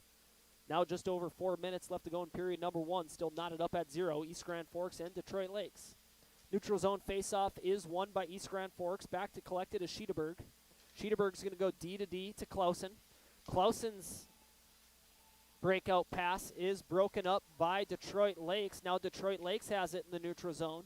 Trying to chip it into the offensive end is going to be Whitworth. A scramble in the front of the net. That was maybe the best opportunity as the teams were scrambling for it. That one's going to hit the rafters here at the Civic Center. The attempted good old-fashioned pitching wedge trying to get it out to the neutral zone from East Grand Forks is going to hit the rafters. That's going to be a stoppage in play. No penalty, but it's going to result in a defensive zone faceoff for the Wave. 3 minutes and 47 seconds remaining in period number 1. On our All True Health System scoreboard, we're still all knotted up at 0 between the Lakers and the Green Wave. Defensive zone faceoff is won by East Grand Forks. Max Bees is going to throw to his defensive partner. This one's going to go to Lovejoy. His breakout pass attempted for Panzer is just out of his reach, so Detroit Lakes is going to create the turnover. Now with it in the neutral zone is Fields, and he's going to dump it in, and East Grand Forks is going to attempt another breakout. Another breakout, unsuccessful. Bees has to recollect it. This time he rings it to the far boards. This one's going to go to Lovejoy. Lovejoy tries to tap it up towards Panzer, and it appears we're going to have a penalty on the play. This is going to be our first power play chance for East Grand Forks. It's an interference against Detroit Lakes. I didn't see it from where I was at, but the referees certainly have a better angle down on the ice. And this one is going to be assessed against number 7 for Detroit Lakes. That's Mason Duraney. So a power play. Put 2 minutes on the board with 3 minutes and 17 seconds remaining in period number 1. This is a grade A chance for East Grand Forks. And our first look as a sports department for KNOX and the home fans for the Green Wave at their power play for the 2024-2025 season. They win this faceoff cleanly. Cooper Hills throws this one towards the net from the near point, and that one stays on the ice the entire way, and that is easily saved by Griffin Lindberg. So 7 seconds into the power play, 1 shot on net. East Grand Forks able to successfully win that faceoff cleanly, not able to do much with it. Still throwing a shot towards the net. Taking the faceoff for the Green Wave is Cooper Hills from the near faceoff circle in the offensive end for East Grand Forks. Battling for it now on the faceoff dot. It's going to come out cleanly to the point. Throwing it towards the net is going to be Jace Van Epps. Got 2 forwards on the point for East Grand Forks, both Jace Van Epps and Cooper Hills. On the far side, Cooper Hills now gets a nice cross-ice feed, a grade A opportunity from the near faceoff dot on the offensive end for the Wave. He's going to completely miss the net. The Green Wave are still able to maintain possession. Back out to the point. Nice puck movement coming back to Cooper Hills from that same spot. This time he's going to have his shot attempt blocked by Detroit Lakes. That one's going to be blocked by number 19, Pettit. And he's able to clear it out of the zone into the neutral zone. And Detroit Lakes is able to get a partial line change. Re-entering the zone now is East Grand Forks. Skating with it is Pesh. Pesh is going to hand this one off to Cooper Hills. Cooper Hills from the near face-off dot. Nice cross-ice feed looking for Jace Van Epps. Jace Van Epps initially swung and missed on his first shot attempt. Then got all of it on the second chance, but that one was steered away by Lindberg. A missed opportunity there for Detroit Lakes as the East Grand Forks defender was fumbling with it. But we had tired legs on the ice for the Lakers, so he elected to dump it all the way down the ice and go for a line change. Now East Grand Forks able to break it out of their end and results in the same effect. Detroit Lakes gets the turnover and dumps it all the way down. Now skating with it is Cole Bees. Cole Bees is going to drop this one off to number 14, Melbrook. Melbrook entering the zone on the near side. Skating now behind the Detroit Lakes net. He's going to throw this one up towards Lovejoy. Lovejoy from the far hash marks goes behind the net. Nice grade A opportunity. Went to Panzer below the goal line. Panzer was trying to find Max Bees skating in on the slot. Unable to connect, and that puck goes out to the neutral zone. And time is just now expiring on the Detroit Lakes power play. This could result in a chance coming out of the penalty box. Skating with it now is number 7, Duraney. Duraney has the puck taken away, so that opportunity is erased. And now coming into the zone is Bees, throwing a shot towards the net. That's blocked by Fields for Detroit Lakes. Now Detroit Lakes breaks it out of their own end towards the neutral zone. That's taken away by Nowaski for the Wave. He's going to try and move that one up towards Overgaard. Overgaard loses control of it. Now Detroit Lakes is going to break it out. Nice cross-ice pass to Whitworth. Just as he enters the East Grand Forks zone, he has the puck taken away from him by Corbett. And Corbett's pass to the near side is just a step ahead of his intended target. He was trying to find Chupka on that one. And East Grand Forks, Chupka, nice hold there, throwing it to Nowaski down below the circles. Nowaski unable to control it. Only 25 seconds remaining in period number 1. East Grand Forks applying a lot of pressure. Nice big hit on the far side. That one was applied by Pettit for Detroit Lakes, and we continue to see bodies fly here. The physicality is increasing. And this one is going to be collected by Griffin Lindberg. That shot came all the way from center ice. And Lindberg had all the time in the world to hand that one off to one of his defenders. As East Grand Forks was going for a line change, but he holds on to it long enough to warrant a whistle from this officiating crew. So East Grand Forks is going to have an offensive zone face-off with 11.8 seconds remaining in period number 1. Taking the face-off is Varnson. Detroit Lakes wins the face-off cleanly. Sukert throwing it up the far boards. This is going to be maybe one last chance for Cole Bees. He throws a shot towards the net, but that is going to be blocked at the point by Duraney, and that indicates the end of period number 1. East Grand Forks dominating in the shot department, leading in that regard by a total of 13-1, but no goals to show for it. After 1, East Grand Forks 0, Detroit Lakes 0. We're going to take a quick break here. A word from our sponsors. We'll be right back with the intermission report. You are watching and listening to Minnesota High School Hockey on KNOX. Add a pop of color and excitement to your next celebration with Balloons by Misty. Their one-of-a-kind balloon design skills and creativity will make your event unforgettable. It's always a party at Balloons by Misty. Visit balloonsbymisty.com today. Residents of the Midwest are known for being self-starters and getting the job done. But when it comes to electrical work, it's best to call a professional. Hi, this is Steve from Bergstrom Electric. It's true that there's a certain glory to accomplishing a task on your own, but it's our experience that not only will save you time, but also the headaches that go along with home improvement projects. A simple phone call to Bergstrom Electric can make all the difference. At Bergstrom Electric, the light does shine brighter. Since 1972, Jarrell's Sports Center and Hockey World has provided year-round sporting goods, apparel, and of course, hockey equipment and training tools. You'll also find they have a state-of-the-art skate sharpening machine to give you the edge you need. For anything sports, stop into Jarrell's and Hockey World. When you need the right part for your pickup, head to Northwood or call Mike's Custom Truck. Amanda will drop ship any part you need. Turbos, upgraded fuel pumps, Edge products, and more. Mike's Custom Truck, 587-6335. Your local Circle K and Holiday Station stores are proud to support high school activities. Stop by the new Circle K location at 1316 South Washington Street for not only gas, but a wide array of hot and cold food, snacks for everyone, and a car wash. Open 24/7, 7 days a week.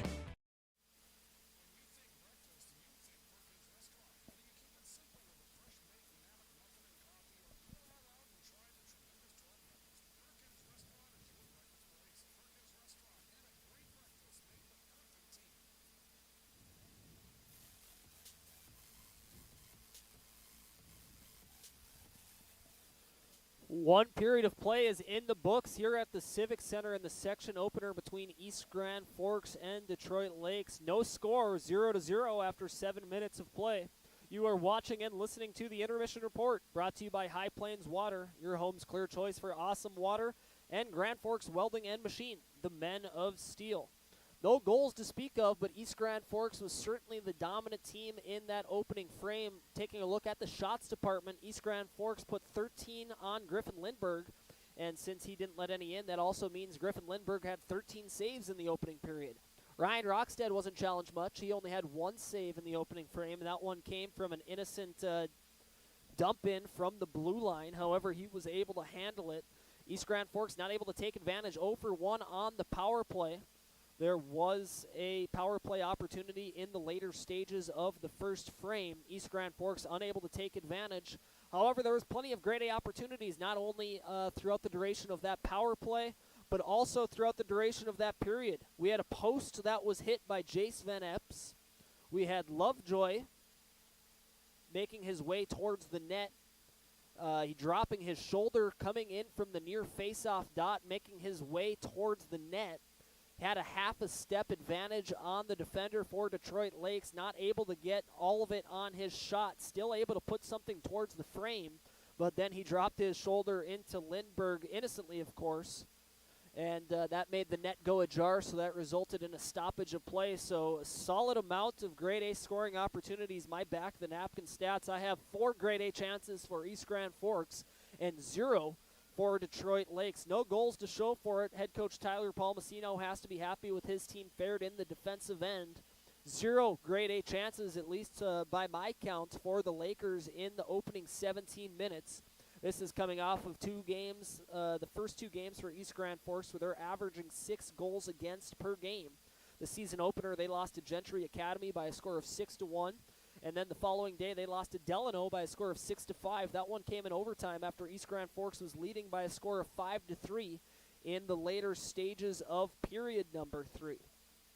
Upcoming Friday, November 29th, East Grand Forks is going to be at Eagles Arena taking on Red River. And then on Saturday, November 30th, East Grand Forks is going to be going to Purpur Arena to take on their other Cross River rival, Grand Forks Central. We will have that coverage available for you over the air, KNOX, 1310 AM, 107.9 FM, and we will also have video coverage available to you. You can access that video feed by visiting our website, knoxradio.com, or on YouTube. Utilize the search bar and look up KNOX Live Sports. You'll be able to find our coverage of tonight's game, the games between East Grand Forks and Red River and Grand Forks Central later this week, and all season long here on the Rivard's Turf and Forage Grand Trailer Sales Sports Network. 0-0 after 1 period. We're going to take a quick break. Hear another word from our sponsors. Don't go anywhere. We'll be right back with the intermission report on KNOX. Pro Ag in Grand Forks and Grafton carries the equipment and parts on hand to make your farming operation run smooth. They carry all major brands like Honeybee, Alloway, Amity, Artex, Hardy, Capello, Monosem, Pickett, Wilrich, and Black Ace. So whether you're trading in, buying, or just need parts, go to ProAgEquip.com to see everything Pro Ag has to offer. You've been waiting for a chance to do something that matters, something big without a big price tag. Welcome to Northland Community and Technical College. Here you can have a big impact on a small campus, in classrooms that mirror today's workplace, with instructors who teach from experience and know you by name. You've been waiting for a place like this. Are you ready?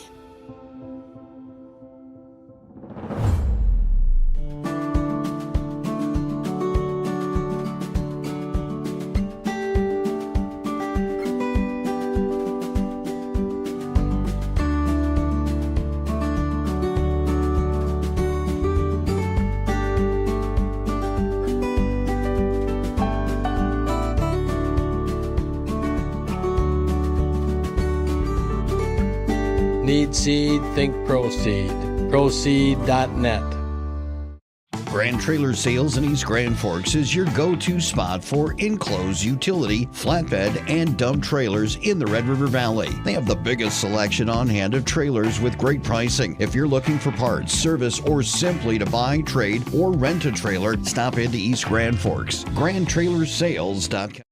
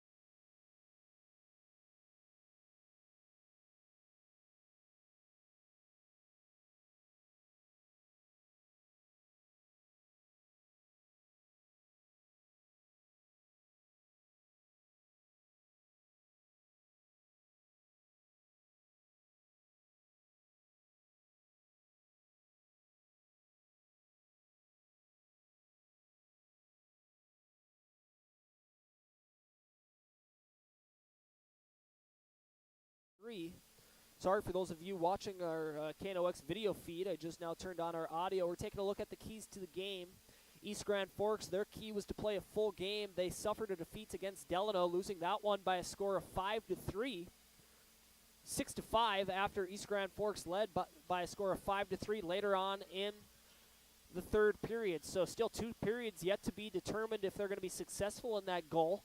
A strong period of play, no goals to show for it for Tyler Palmasino's squad, but they are off to a fast start and playing nice and tight in their own end. The second goal for East Grand Forks was help their goaltender, Ryan Rockstead. They have been doing a good job of that so far, once again highlighting the fact that Detroit Lakes has only put 1 shot on net towards Ryan Rockstead, and that wasn't a high-quality chance. It was just a zone entry clearing opportunity for the Lakers, dumping that one in from the blue line, and that was easily paddled away by Rockstead. And East Grand Forks is certainly respecting the Lakers game. We're starting to see a rivalry develop here between these Section 8 opponents. There was even a little Donnybrook earlier on where we had an East Grand Forks player and a Detroit Lakes player go to the bench for roughing. Those were coincidental minors, so we continued to play 5-on-5. Detroit Lakes even had a player without a helmet throughout that Donnybrook. So we're starting to see some tensions come to the surface. East Grand Forks looking for their first win of the season, and Detroit Lakes trying to prove that they belong in the class of Section 8 in Minnesota high school hockey. We're going to take one final break of this intermission report. This intermission report is brought to you by High Plains Water and Grand Forks Welding and Machine. We'll be back with Period 2 of Minnesota high school hockey on KNOX. Franson Bank and Trust in Grand Forks is a community bank that caters to businesses, farms, and consumers. They provide customized financial solutions with personalized customer service. Let Franson Bank give you the banking relationship you deserve. Real people, real results. From tears in your car, truck, boat, or farm equipment seats to making boat covers or complete restorations of the interior of your hot rod, Finest Auto Trim in Grand Forks can make the inside of your rides look brand new again. Big or small, at Finest Auto Trim, we can cover it all. To check out our services, go to finestautotrim.com or stop out on Demers Avenue in Grand Forks to get your quote today. Whether it's a golf course, your lawn, a pasture on your farm, cover crop, or even a food plot to help you get that big buck, Rivard's Turf and Forage of Grand Forks has developed, mixed, and packaged the premium specialized seed you need for almost every application. Plus, they also carry a full line of ice melter products for your home or business. To check out all their products, go to rivards.com. Welcome back, ladies and gentlemen. We are getting ready to start period number 2. For those of you watching our video coverage, I'm going to reset our scoreboard, our Ultra Health System scoreboard, all knotted up at 0 after the opening 17 minutes. The cheerleaders are on the ice, and the Zamboni just got off. Still waiting to close the Zamboni doors. The teams have yet to take the ice to get warm before period number 2, and here come East Grand Forks, the Green Wave, getting ready to start the second frame, trying to be a little bit more successful, replicate what they did in period 1 on the defensive end of the ice, but they would like to convert more on those grade A scoring opportunities. We had a Jace Van Epps shot off of a face-off win from Hunter Varnson that went off the goalpost, and we even had a breakaway opportunity from Lovejoy. And he wouldn't necessarily call it a breakaway. If he would have been tripped, I'm not sure they would have awarded him a penalty shot. He had a half a step on the defender. He put his shoulder down and rammed towards the net, making the net come off its moorings and a stoppage in play. Still able to get a shot on net, but not able to make his move that he may have wanted to make. However, East Grand Forks winning in the shots department, 13-1 over Detroit Lakes. Detroit Lakes, we talked about it in the pregame show. This is a measuring stick game for them. They're off to prove that they are able to compete with the class of Section 8. The class of Section 8 historically includes East Grand Forks. They were ranked number 2 in the Class 1A Minnesota High School Hockey preseason poll. And, of course, Warroad, a team that East Grand Forks lost to in the section championship last season by a score of 4-3. Roseau is another team that a lot of people think of when you talk about the class of Minnesota high school hockey in Section 8. Detroit Lakes is here tonight trying to prove that they belong in that conversation. And for East Grand Forks, we talked about this being a get-right game. Still looking for their first victory on the season. They are 0-2 with losses coming against Gentry Academy, and they also lost against Delano.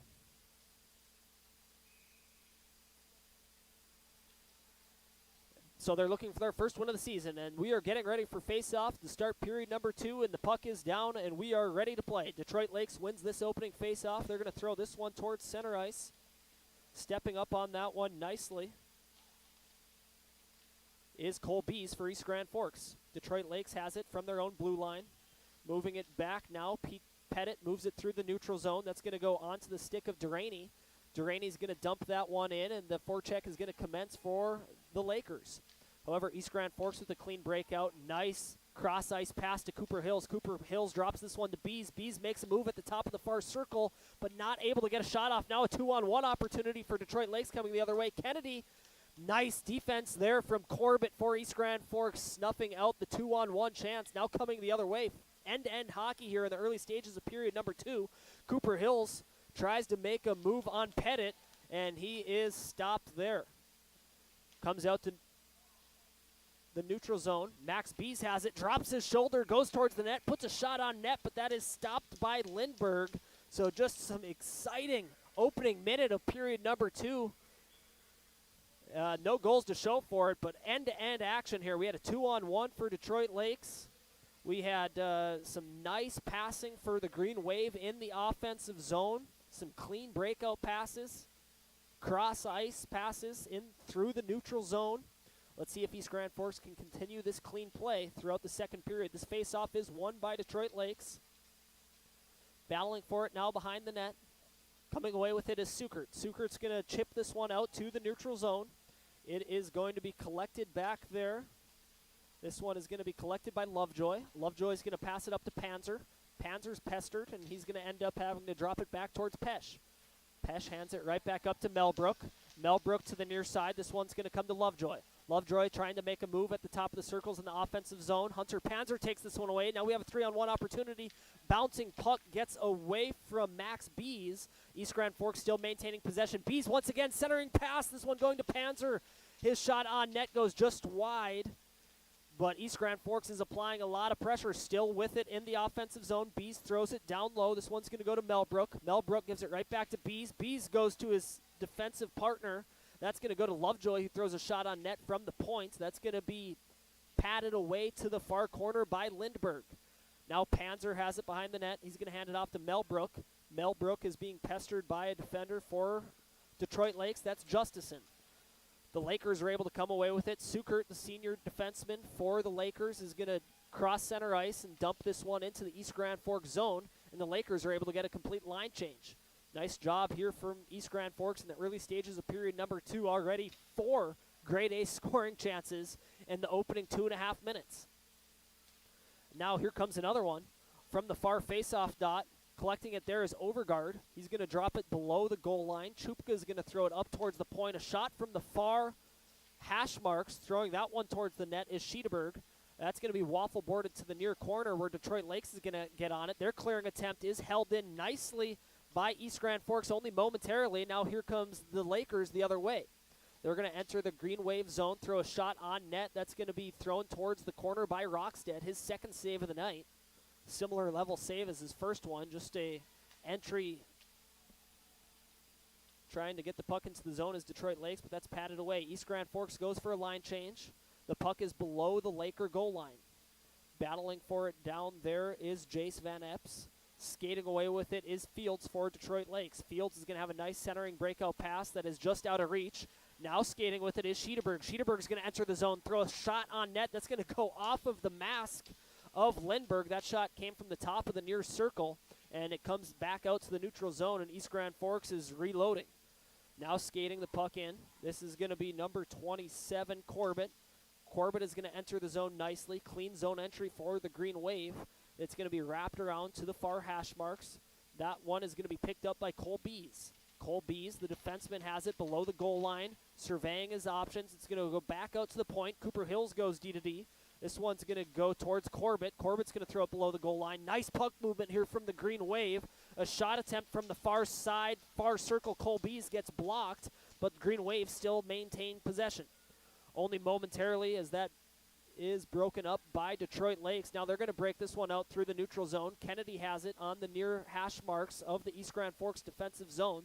East Grand Forks able to quickly break that one out into the neutral zone, but here come the Lakers with speed. Duraney has nice step up there from Varnson, and now East Grand Forks once again attacking in the Laker end.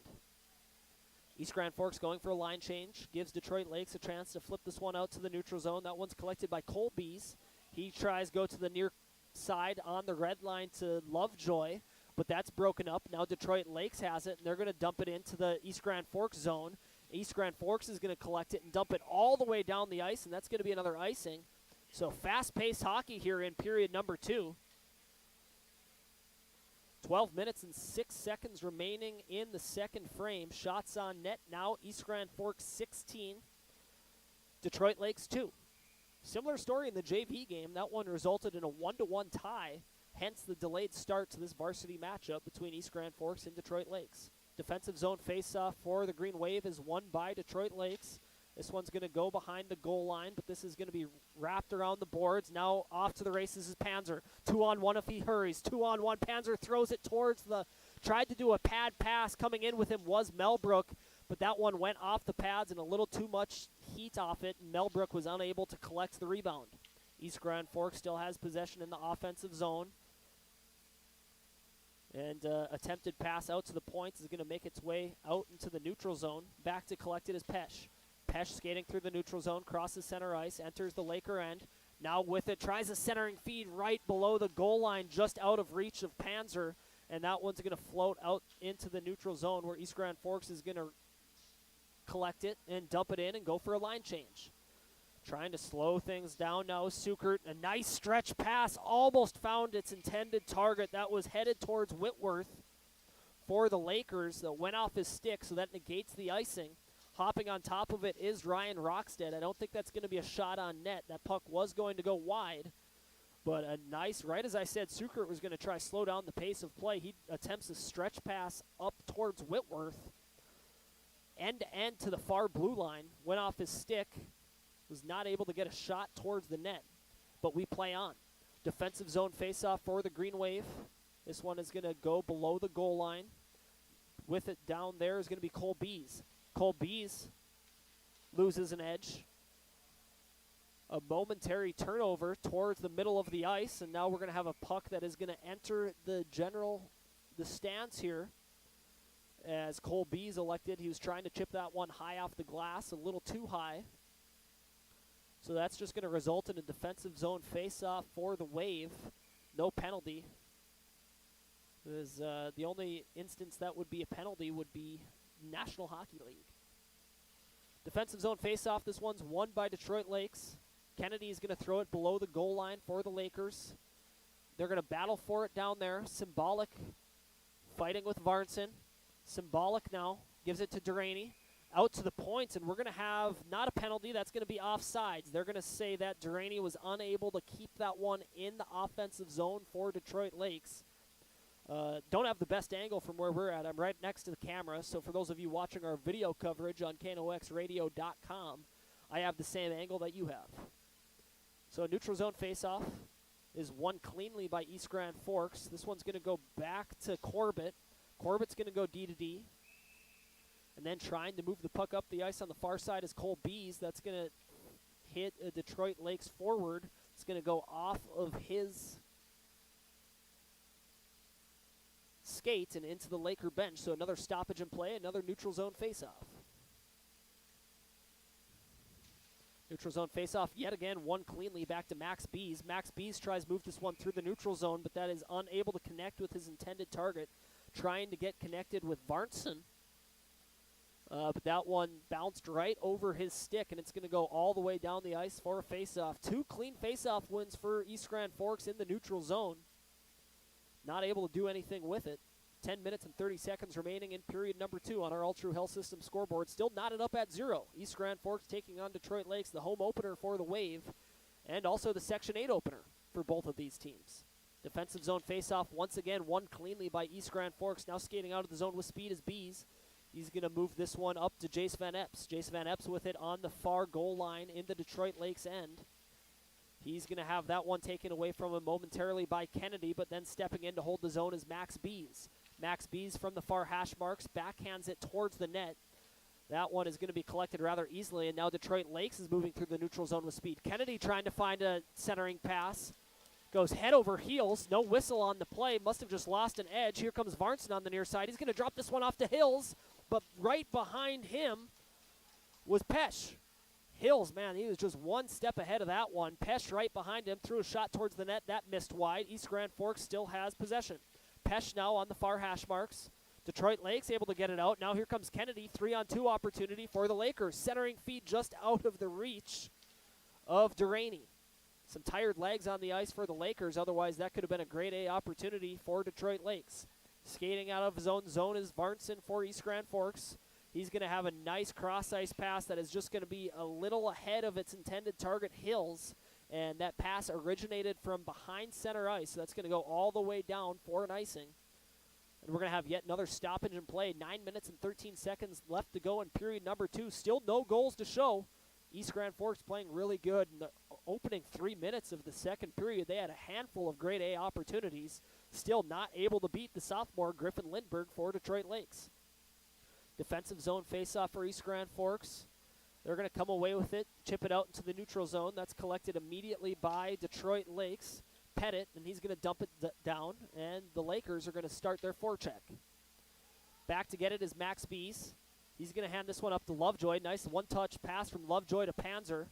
Goes right back to Lovejoy, and then it's eventually collected by Max Bees at the red line. He's going to dump this one into the end. It's going to go off the stick of Griffin Lindbergh and into the netting.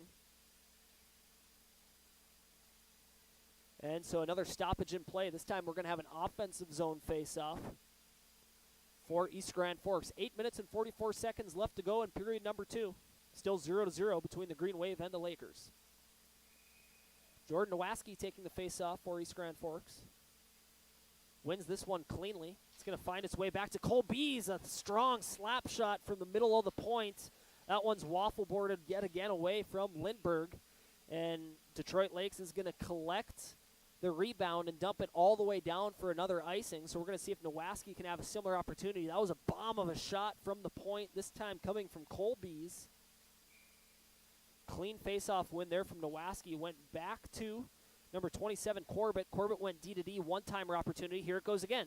Corbett, this time they stop the one-timer. Corbett elects to throw it towards the net, and that's going to be gloved easily by Lindbergh. Nice job there from the Detroit Lakes defense. It looks like East Grand Forks tried to drop the same exact play, but they had a forward leaking out towards the blue line to stop a potential D-to-D one-time attempt. Nowaski yet again taking the face-off. This time he's tied up on the face-off dot, and Detroit Lakes is going to come away with it. Skating through the zone is Symbolic. Symbolic trying to get it to Kennedy. That one is taken away by an East Grand Forks defender and chipped off the glass out into the neutral zone. Back to collect it is Pettit. Pettit has his pass intercepted. East Grand Forks, Cooper Hills trying to make his way towards the net, and he's going to draw a penalty.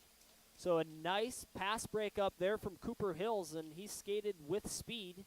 He collected it at the Detroit Lakes blue line, trying to make his way towards the net. He was taken down, and we're going to have a hooking penalty. This one's going to go against Detroit Lakes number 11, William Symbolic. So we're going to have 2 minutes of penalty time here with 8 minutes and 9 seconds left to go in period number 2. So this penalty will expire unless East Grand Forks scores with 6 minutes and 9 seconds remaining in the second frame. Nice clean face-off win. Cole Bees from the top of the near circle throws a shot towards the net. And that one is going to go off the top of the blocker side arm of Lindbergh and up into the netting, so another stoppage in play. This is the second power play chance for East Grand Forks. They had one in the first period where they were unsuccessful. Another tie up at the face-off dot. This one's going to come out to Cole Bees, and he's going to have this one poked away from him, and it's going to go out to the neutral zone where the Green Wave are going to have to recollect themselves. Cooper Hills is going to drop this one off for Jace Van Epps. Jace Van Epps picks it up with speed. He's going to drop it off to Varnson. Varnson's cross-ice pass is deflected, goes out to the neutral zone where East Grand Forks yet again is going to regroup. Cooper Hills now far side with it is Cole Bees at the point. Nice pass here to Varnson. Varnson from the middle of those face-off circles. The top of the slot throws a shot towards the net. That's blocked by Sukert, the captain for Detroit Lakes on the back end. Still with it now is East Grand Forks in their offensive end. Have a chance. Far point, Cooper Hills surveying his options. Nice cross-ice pass. This one's going to go to Jace Van Epps. That shot is blocked yet again by Sukert. Sukert throwing his body on the line. From behind the net there was Varnson. Varnson trying to find Hills on the far hash marks. Varnson being pestered, but in to collect that one is Pesh. Pesh is going to hand it off to Varnson behind the net. A quick wraparound opportunity. It's going to come all the way to the near circle. A shot on net from number 9, Van Epps. Rebound to Cole Buys. Save after save. Here comes Van Epps. East Grand Forks still has it. 30 seconds left to go on the man advantage for the Green Wave. Far point. Varnson has it, making his way towards the top of the slot. That one goes off the near goal post. Rebound comes out to Jace Van Epps, and his shot yet again goes off Lindbergh up into the netting. Grade A opportunity after grade A opportunity for East Grand Forks, but they are not able to put one home yet. Just 22 seconds remaining on the man advantage, and they have had a handful of grade A opportunities on this power play. A lot of those chances coming from Van Epps, Varnson, Hills, Colby's. Face-off in the offensive zone. This one's going to be won by East Grand Forks. Skating in with it now. This one is going to be thrown towards the net by Lovejoy. But yet again, that's going to be deflected by Lindbergh, and it's going to go up into the netting, so we're going to have another stoppage in play. This time with 6 minutes and 22 seconds remaining in the second period. Just 14 seconds remaining on the man advantage for East Grand Forks. Panzer taking the face-off. Thought he won it cleanly, but they're going to say maybe he had a little bit of an advantage, so they blow that whistle before any time is taken off the clock. 1 second is taken off the clock, but not seeing any protest from the East Grand Forks coaching staff. Face-off won cleanly. This one's going to go back to Lovejoy. Lovejoy's going to hand this one off to Corbett.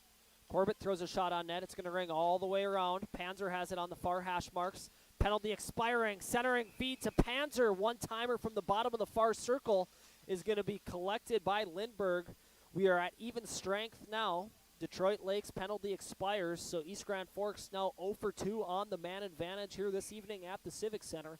We're all knotted up at 0 with 6 minutes and 6 seconds remaining in period number 2. Shots on net are 22-2 in favor of East Grand Forks. Bees centering pass to Panzer. This one's going to make its way out to Lovejoy. Lovejoy hands it off to the far side from the top of the circle. Mel Brooks throws a shot on net. Yet another save. The enigma that is Griffin Lindbergh continues for East Grand Forks, and they are not able to get one past. He is standing on his head right now for the Lakers.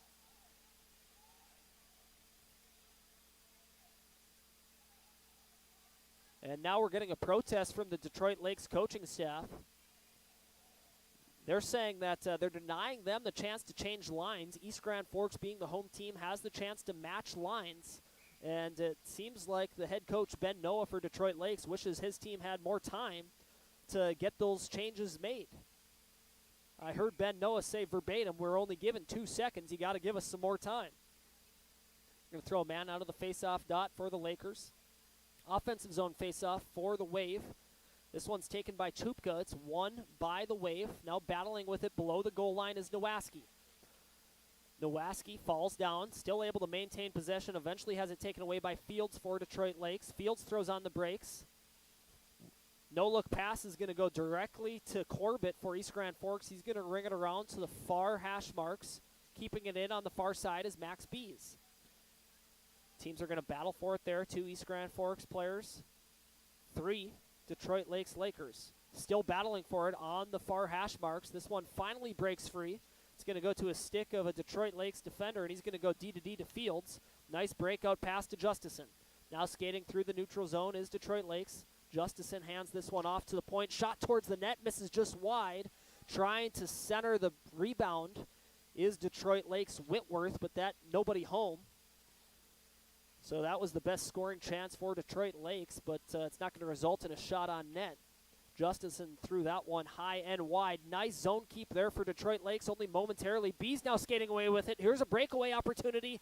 Body on body. Nice back check there from Whitworth for Detroit Lakes. That could have been a breakaway for number 26 for East Grand Forks, Max Bees, coming up from his defensive position. East Grand Forks still applying pressure. back coming out to Cole Bees. Cole Bees, nice cross-ice pass to the near side. This one's going to be thrown towards the net by Varnson. That's going to miss completely, but Van Epps collects it behind the goal line. He's going to throw this back out to the point. Varnson now has it.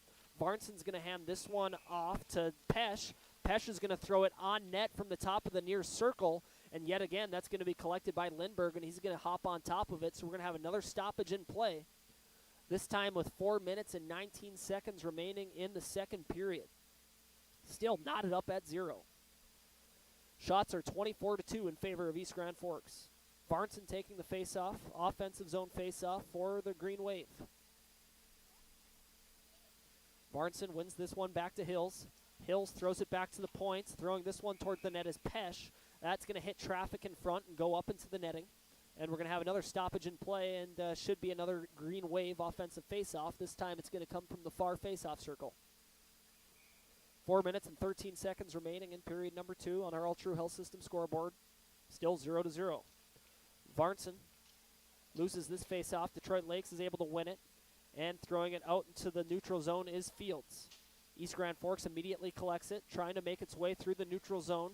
Skating with it now is Cole Bees. Entering the offensive end for the Green Wave, throws a shot towards the net that hits traffic in front. And now Detroit Lakes is going to break it out. Kennedy passing it to Duraney. 3-on-3 opportunity here for the Lakers. Cross-ice pass, didn't get all of it. Still here a chance for the Lakers. Trying to throw a shot towards the net is Symbolic. That's going to be blocked in front by Van Epps, and it's going to be cleared out into the neutral zone. Yet another scoring opportunity there for the Lakers, and we're going to have a hand pass as Symbolic collected that one, caught it, helmet height, and advanced it forward with his hand. So that's going to be a hand pass penalty against Detroit Lakes. No time is going to be served, but it's going to be an offensive zone face-off for East Grand Forks. Taking this one is going to be Melbrook.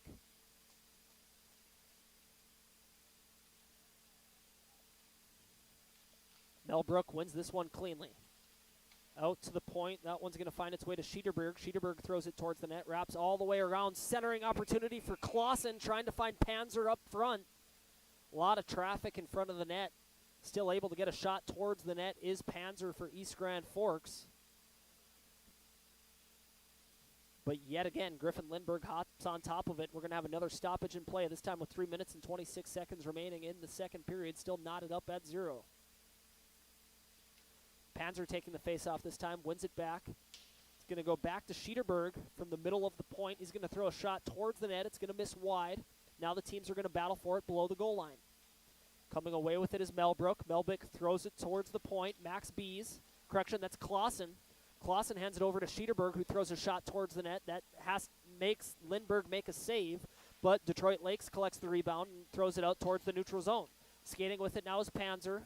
Entering the offensive end for the Green Wave on the near side. Now with it below the goal line, battling for it with a Detroit Lakes defender. East Grand Forks is going to win that battle.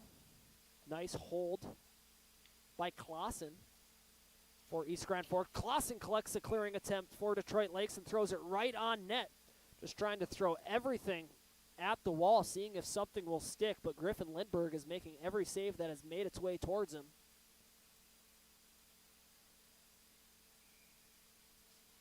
So 2 minutes and 41 seconds left to go in period number 2, still knotted up at 0.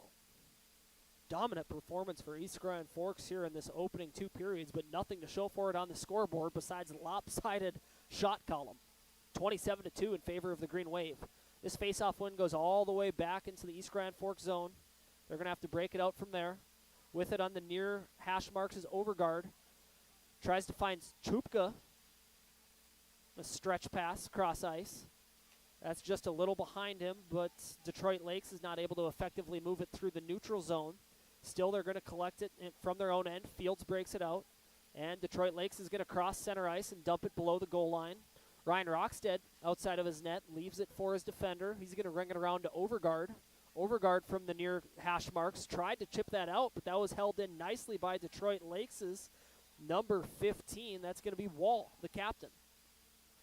However, only momentarily, Wall's able to keep that one in, and it goes out to the neutral zone where Detroit Lakes is going to have to recollect themselves. They're going to go for a line change as they cross center ice and dump this one in. Back to collect it is Cole Bees. Cole Bees looking for a stretch pass. That one goes onto the stick of Varnson. He just tips it into the offensive end for the Wave. And now the Wave forecheck is going to go to work with 1.5 minutes remaining in period number 2. Clean breakout there from Detroit Lakes. Kennedy now crossing, entering the Green Wave zone, trying to make his way towards the net. Nice defensive play there from Jace Van Epps.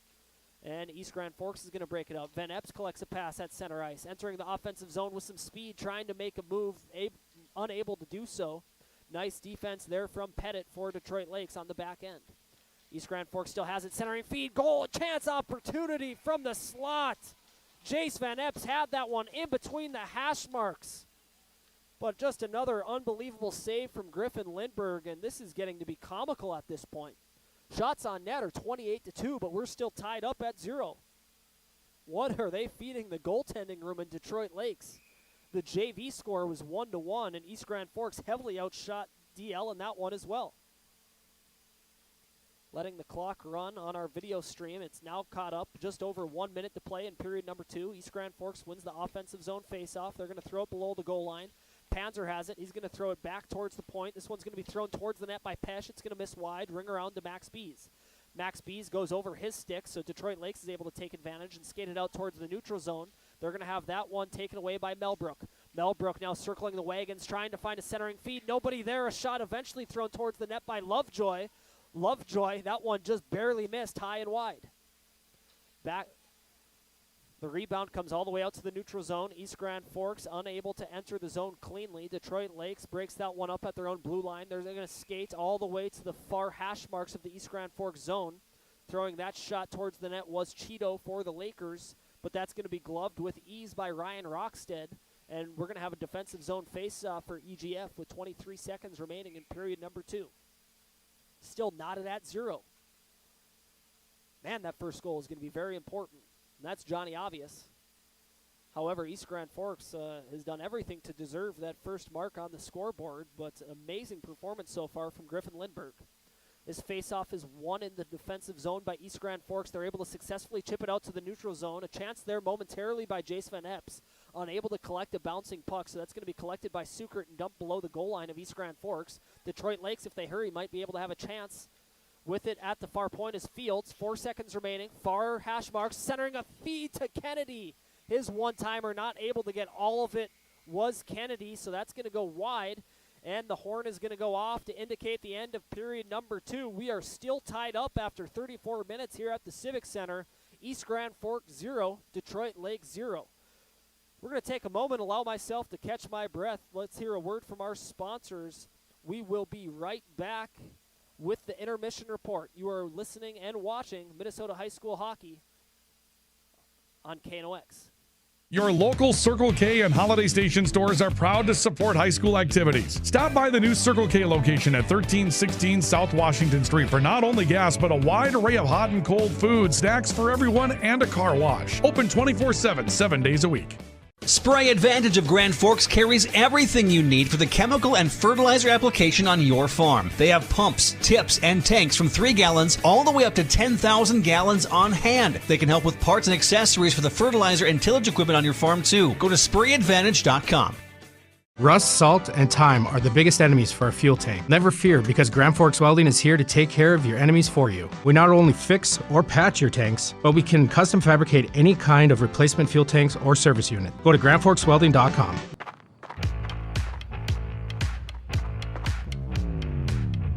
When you're in pain, you need more than just a doctor. You need a problem solver.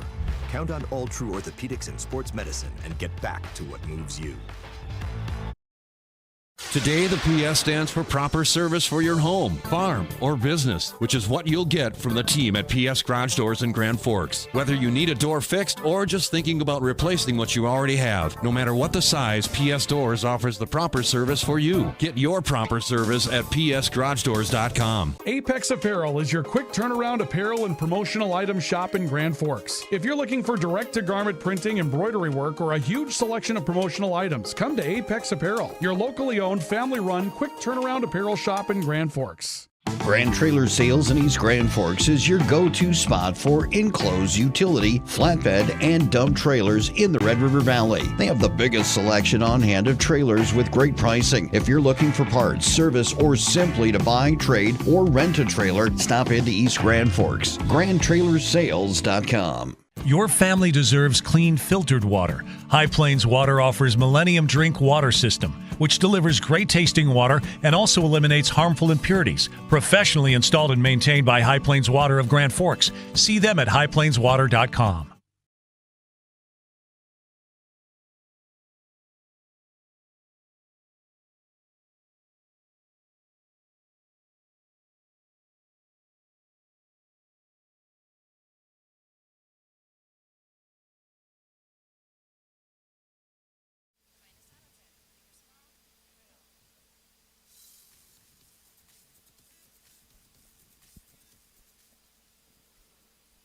Welcome, ladies and gentlemen, to our second intermission report from the Civic Center in East Grand Forks. The Green Wave all knotted up with Detroit Lakes after 2 periods of play. We're still scoreless, 0-0, even though East Grand Forks leads in the shot department 28-3. An amazing performance through 2 periods by the netminder for Detroit Lakes, Griffin Lindbergh, the sophomore.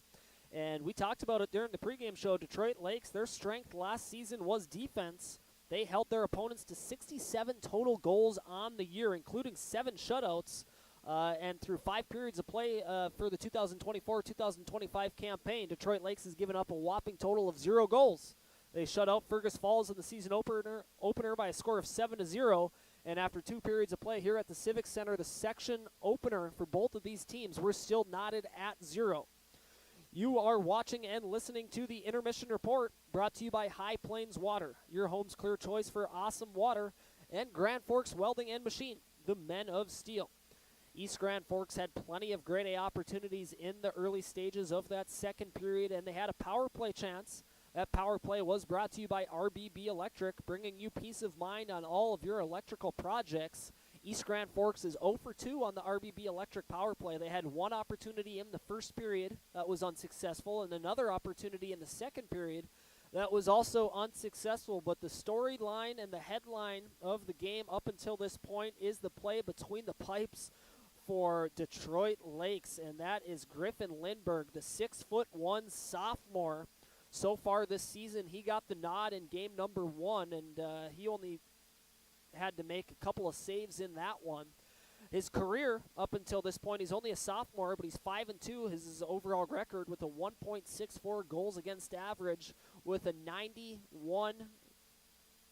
save percentage with 3 shutouts.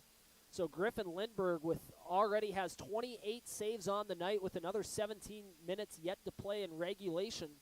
He has been the star so far, but a lot of scoring chances for East Grand Forks, a couple of them coming from Jace Van Epps. Jace Van Epps, the senior forward, had 12 goals and 13 assists last season. He's had a couple of grade A opportunities, including a post that he hit in the first period. He had a couple of one-time opportunities, one coming on the power play in the second frame. That whole first line, Van Epps, Varnson, and Hills, they were buzzing that entire period.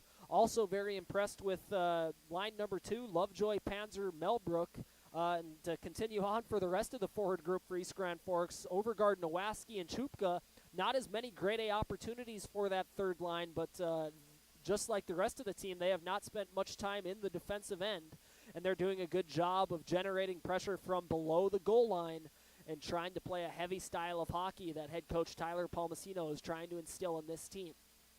On the back end, both Cole Bees and Max Bees have been stepping up and making plays. They are more than just your average, typical stay-at-home defenseman.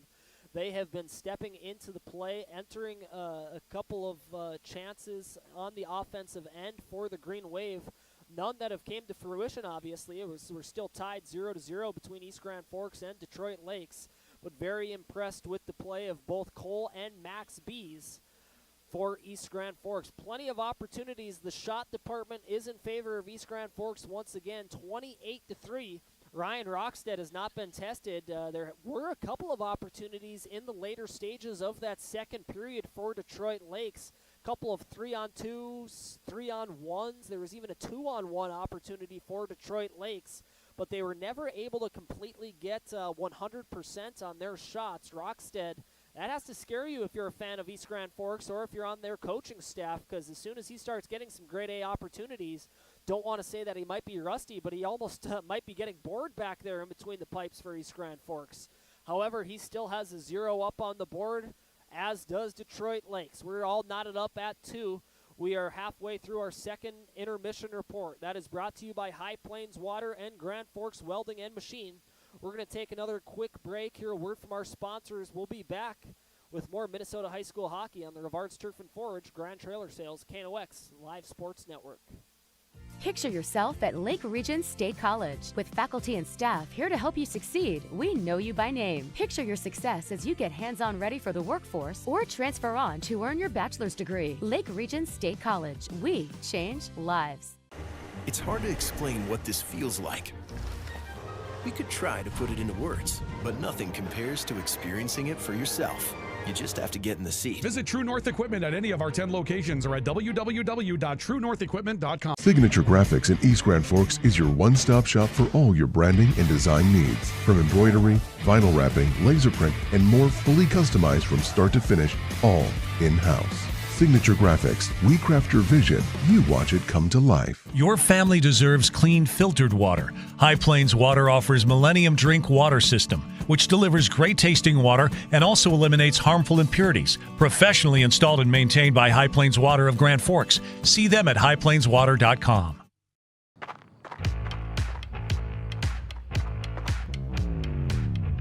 When you're in pain, you need more than just a doctor. You need a problem solver. Count on All True Orthopedics and Sports Medicine and get back to what moves you. Big Jim's Tire is the area's #1 farm and ag tire supplier, and with Harvest here, you want the best. Best tires, best service, and Big Jim's will get it done fast to get you moving again. Big Jim's Tire, Grand Forks. Apex Apparel is your quick turnaround apparel and promotional item shop in Grand Forks. If you're looking for direct-to-garment printing, embroidery work, or a huge selection of promotional items, come to Apex Apparel, your locally owned, family-run, quick turnaround apparel shop in Grand Forks. Rust, salt, and time are the biggest enemies for a fuel tank. Never fear, because Grand Forks Welding is here to take care of your enemies for you. We not only fix or patch your tanks, but we can custom fabricate any kind of replacement fuel tanks or service unit. Go to grandforkswelding.com. Man of Steel.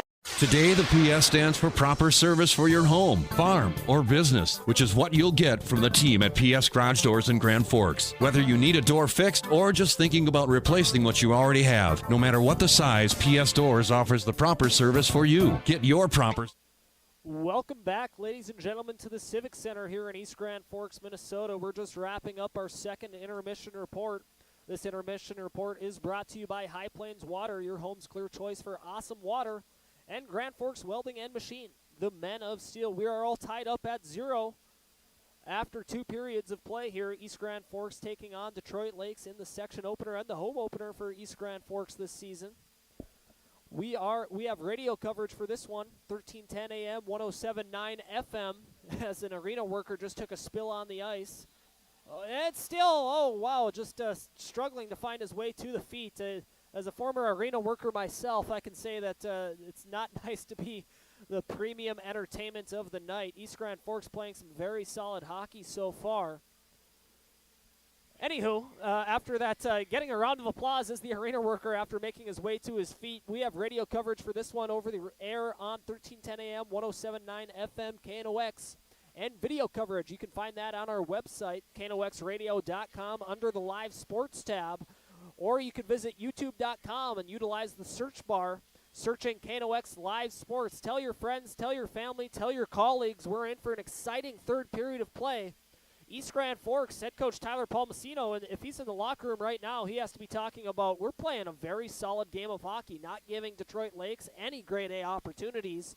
By my count, I only have them down for 1. That came in the second period.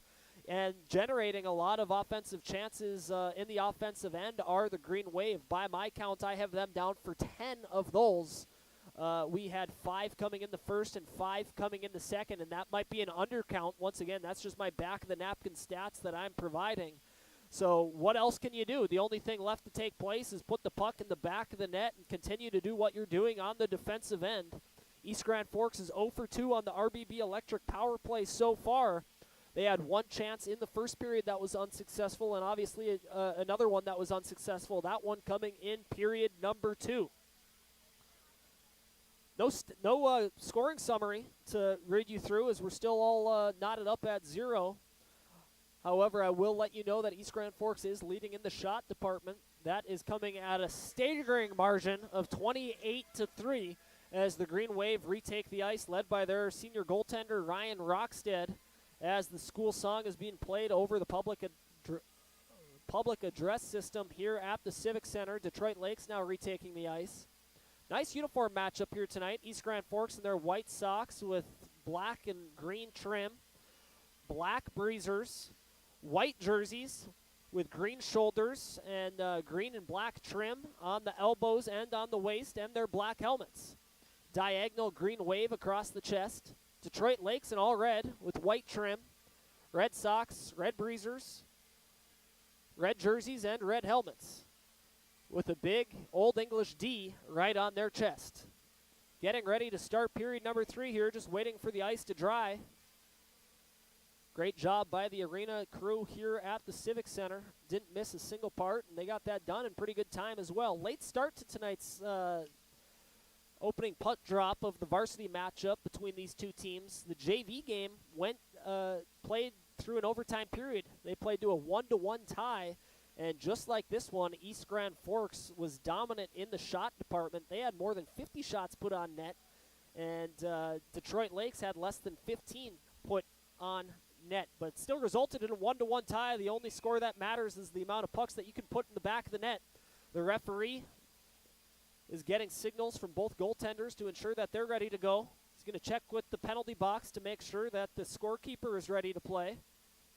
The ice is dried, and we are ready. Tell your friends, tell your family, tell your colleagues to tune in, either over the air or to our video stream. Get ready for an exciting third period of play here on KNOX. Detroit Lakes wins the opening faceoff here in period number 3. They're going to battle for it at the East Grand Forks blue line. This one's going to go back to Corbett. Corbett hops over his stick. Cole Bees, nice breakout pass. Nice job by Varnson passing it up to Hills. Hills throws on a spinorama to get around a defender, only momentarily. Eventually the puck is taken away from him by Pettit. Pettit, cross-ice pass is behind his intended target, off the boards at center ice, all the way down on net of Ryan Rockstead. He's going to move that to the corner rather innocently. Nice hold there by Kennedy for Detroit Lakes.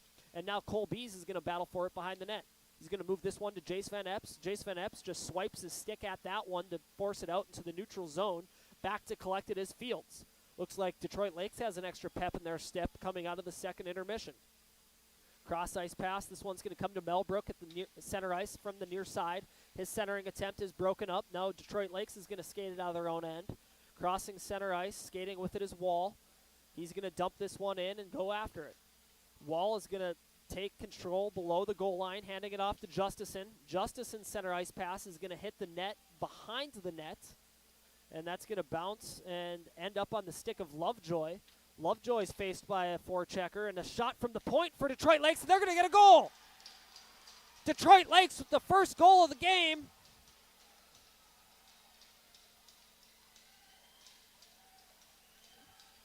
Unable to get the replay on that one. That goal is going to be credited to number 22, Carter Whitworth.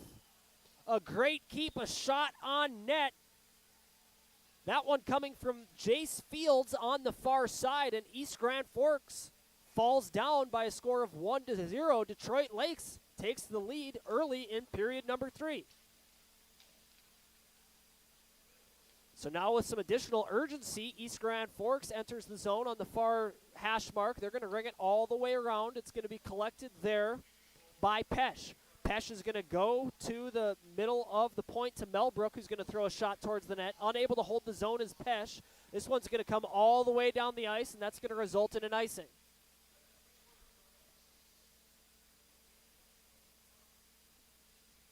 So I'm going to write down that goal. They're officially giving that one to Whitworth, and they're going to say that that is from Justison.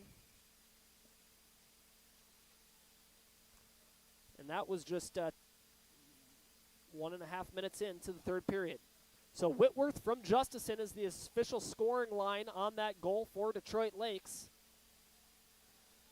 And now East Grand Forks has to battle back down a goal. Detroit Lakes able to break this one out into the neutral zone. Momentarily, Sukert evades a forechecker. Tries to find a centering pass through the neutral zone, but that hops over the stick of his intended target and goes all the way down the zone for an icing. And if this game continues the way I think Detroit Lakes is going to play it, we're going to have a slow style of play. Every chance they get, they're going to dump it all the way down the ice for an icing. They'd rather take a defensive zone faceoff than give East Grand Forks a grade A opportunity in their own end. This faceoff is won by Detroit Lakes, but an opportunity in the front of the net as Overgaard takes that one away. He tries a spinorama shot that goes wide. That comes out to the neutral zone. That is eventually collected there by Nowaski. We're going to have a stoppage in play as a helmet comes off for an East Grand Forks player. That's going to be Jake Chupka without a helmet, so that's an automatic whistle. Refs are having a conference to determine where this faceoff should be held, and it's going to be held at center ice. 14 minutes and 39 seconds left to go in period number 3, and Detroit Lakes has this building so silent you could hear a pin drop. They lead by a score of 1-0 on our All-True Health System scoreboard with 14 and a half minutes left to go.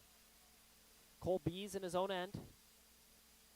Circling the wagons behind his own net, passes it up to Jace Van Epps on the far side. Van Epps hands it off to Varnson. Varnson entering the offensive zone, trying to make a move, has the puck taken away from him.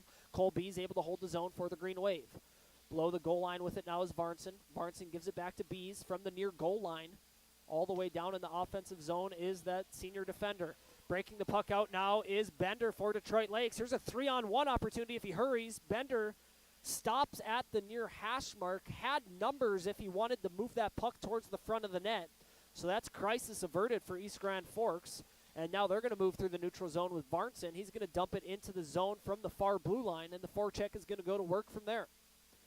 From the near goal line, battling after it is Hills, chasing down Fields from Detroit Lakes. Hills able to take it away from him momentarily. Fields able to get it back. His breakout attempt is held in by Pesh. Pesh steps all the way up to the near goal line, now skating back towards the point.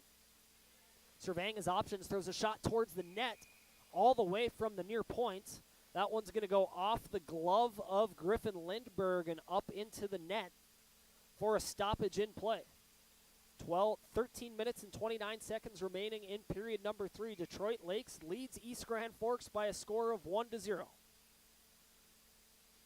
An early goal in the third period by Carter Whitworth, an assist coming from his line mate, Lawson Justison. East Grand Forks winning this faceoff. A lot of urgency now for East Grand Forks. Panzer now with it. Far goal line, being pestered. Eventually, East Grand Forks able to get possession. However, that one's going to be fumbled at the point. That one's going to be fumbled by Lovejoy. East Grand Forks immediately able to regain the zone. Max Bees tries the centering feed, trying to find Melbrook in the slot. That one's broken up. Melbrook collects it from the near hash marks, throws it towards the point. Lovejoy throws it towards the net from the middle of the point, and that's going to hit traffic in front and go up into the netting, and we're going to have another stoppage in play, this time with just under 13 minutes left to go on our All-True Health System scoreboard. The Lakers still maintaining their 1-0 lead over East Grand Forks, although they're being defeated in the shot department 30-6. An amazing performance in between the pipes by Griffin Lindberg for Detroit Lakes up until this point. And the faceoff was won by Detroit Lakes, but they're going to say East Grand Forks had an advantage, so they're going to kick the centerman out of the faceoff dot, or are they? Staying in the dot is Nowaski. Nowaski trying to advance this one forward. It's going to go onto the stick of Pettit. Pettit throws the brakes, and they have a clean breakout. This centering feed through the neutral zone is just going to be out of reach of Wall for the Lakers. So that's going to go all the way down the ice and another icing. And like I predicted, after Detroit Lakes got this 1-goal advantage, we're going to have a slow pace of play here in the third period. Every chance they get, they're going to just dump it all the way down unless they have a wide open option A. Option B is just dump it down for an icing, get a line change, rinse and repeat. Faceoff is won by Detroit Lakes. Battling for it behind the net are a couple of 19s, Pettit versus Chupka. And Chupka is going to trip up Pettit in the corner. So it looks like Detroit Lakes going to the net now as Lindberg is going to have a power play opportunity. So now with the man advantage until East Grand Forks is able to touch up, Pettit makes a man miss in his own defensive end. Goes D to Sukert. Sukert now crossing center ice to the near side. Far side is Symbolic. Symbolic throws a shot towards the net. That's gloved by Rockstead. So able to get a shot with the extra man during the delayed penalty is Detroit Lakes. This penalty is going to go against East Grand Forks' number 19. That's Jake Chupka. He's going to get 2 minutes for tripping with 12 minutes and 14 seconds left to go in period number 3. Unless Detroit Lakes is able to capitalize, this period is going to expire at the 10:14 mark of period number 3. Detroit Lakes wins the faceoff. Kennedy from the point drops it down to the far hash marks, goes right back to Kennedy. Kennedy goes D to D. This one goes to Duraney. Duraney throwing a shot towards the net. That was dangerous. Misses the net high and wide. Kennedy able to keep it in the zone. He's going to go back to the far face hash marks, down below the goal line. Symbolic has it at the far hash marks. Back to Kennedy.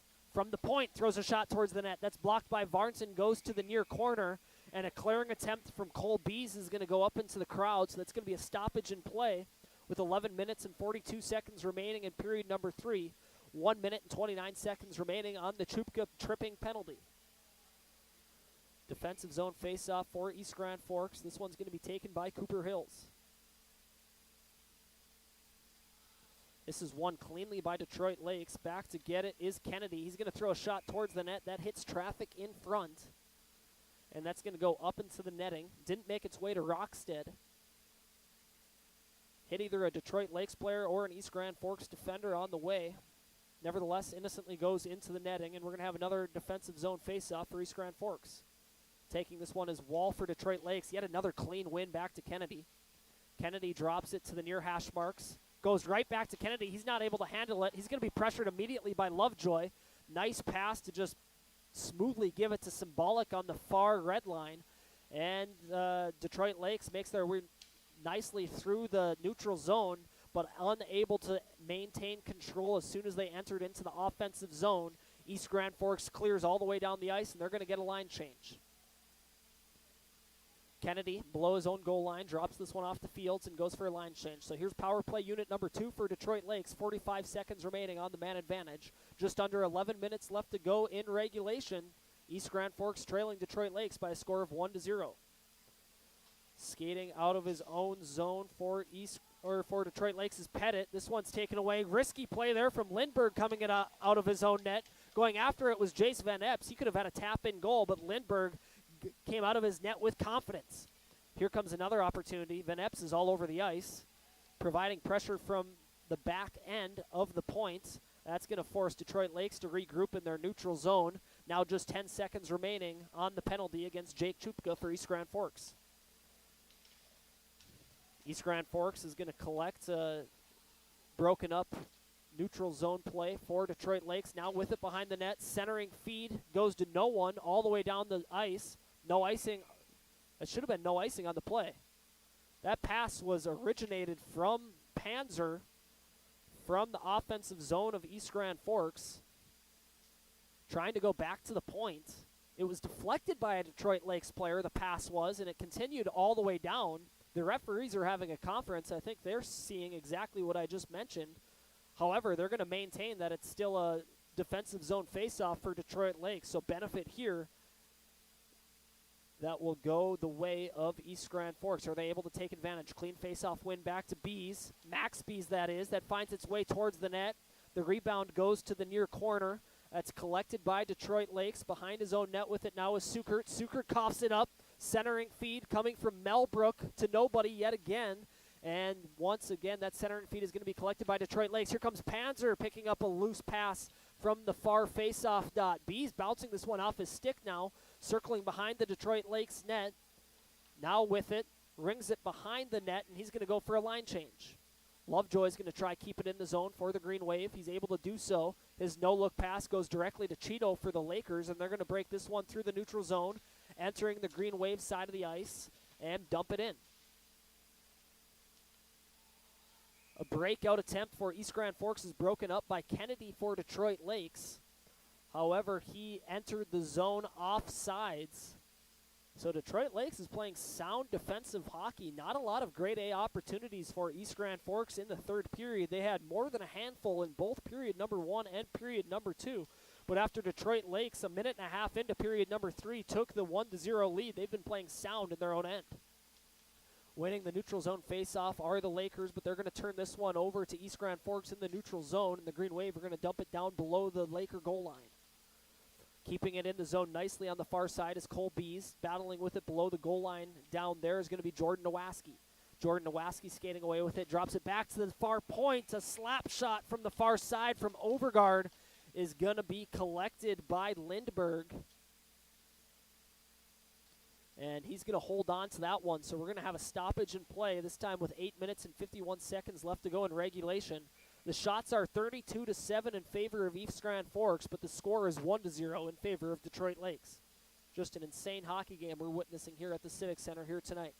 Face-off is won by Varnson for East Grand Forks. Goes back to the point. This one's going to go to Clausen. Clausen's going to ring it around. Collecting it from the near hash marks along the boards is Schiederberg. Schiederberg still battling with it down there. Has it taken away by Fields for Detroit Lakes. Fields coughs that one up to Cooper Hills. Cooper Hills throws that one below the goal line, and here's going to come a power play opportunity for the Green Wave. This is either going to be a boarding, they're going to say cross-checking. It's going to go against Detroit Lakes' number 19. That's Hudson Pettit, the 6'1" junior defenseman for the Lakers. So here's the East Grand Forks' third RBB Electric power play opportunity. They had one in the first period and one in the second period. Both were unsuccessful. But this is the biggest one to date. They trail Detroit Lakes by a score of 1-0 with 8:27 left to go in regulation. So if East Grand Forks is unsuccessful, this penalty will expire at the 6:27 mark. Faceoff is won by East Grand Forks, but fanning on the D-to-D pass is Bees. Able to avoid disaster as Symbolic was trying to hop on that one. Almost a stride away from a breakaway, but East Grand Forks able to break it through the neutral zone. They have it now. This one is dropped off to Cole Bees. Cole Bees from the near face-off dot throws it towards the net. It's going to ring all the way around to the point. Cross-ice pass is going to come to Cooper Hills from the near hash marks. Cooper Hills, this one's going to be handed off to his line mate. That's Pesh. Pesh gives it right back to Hills.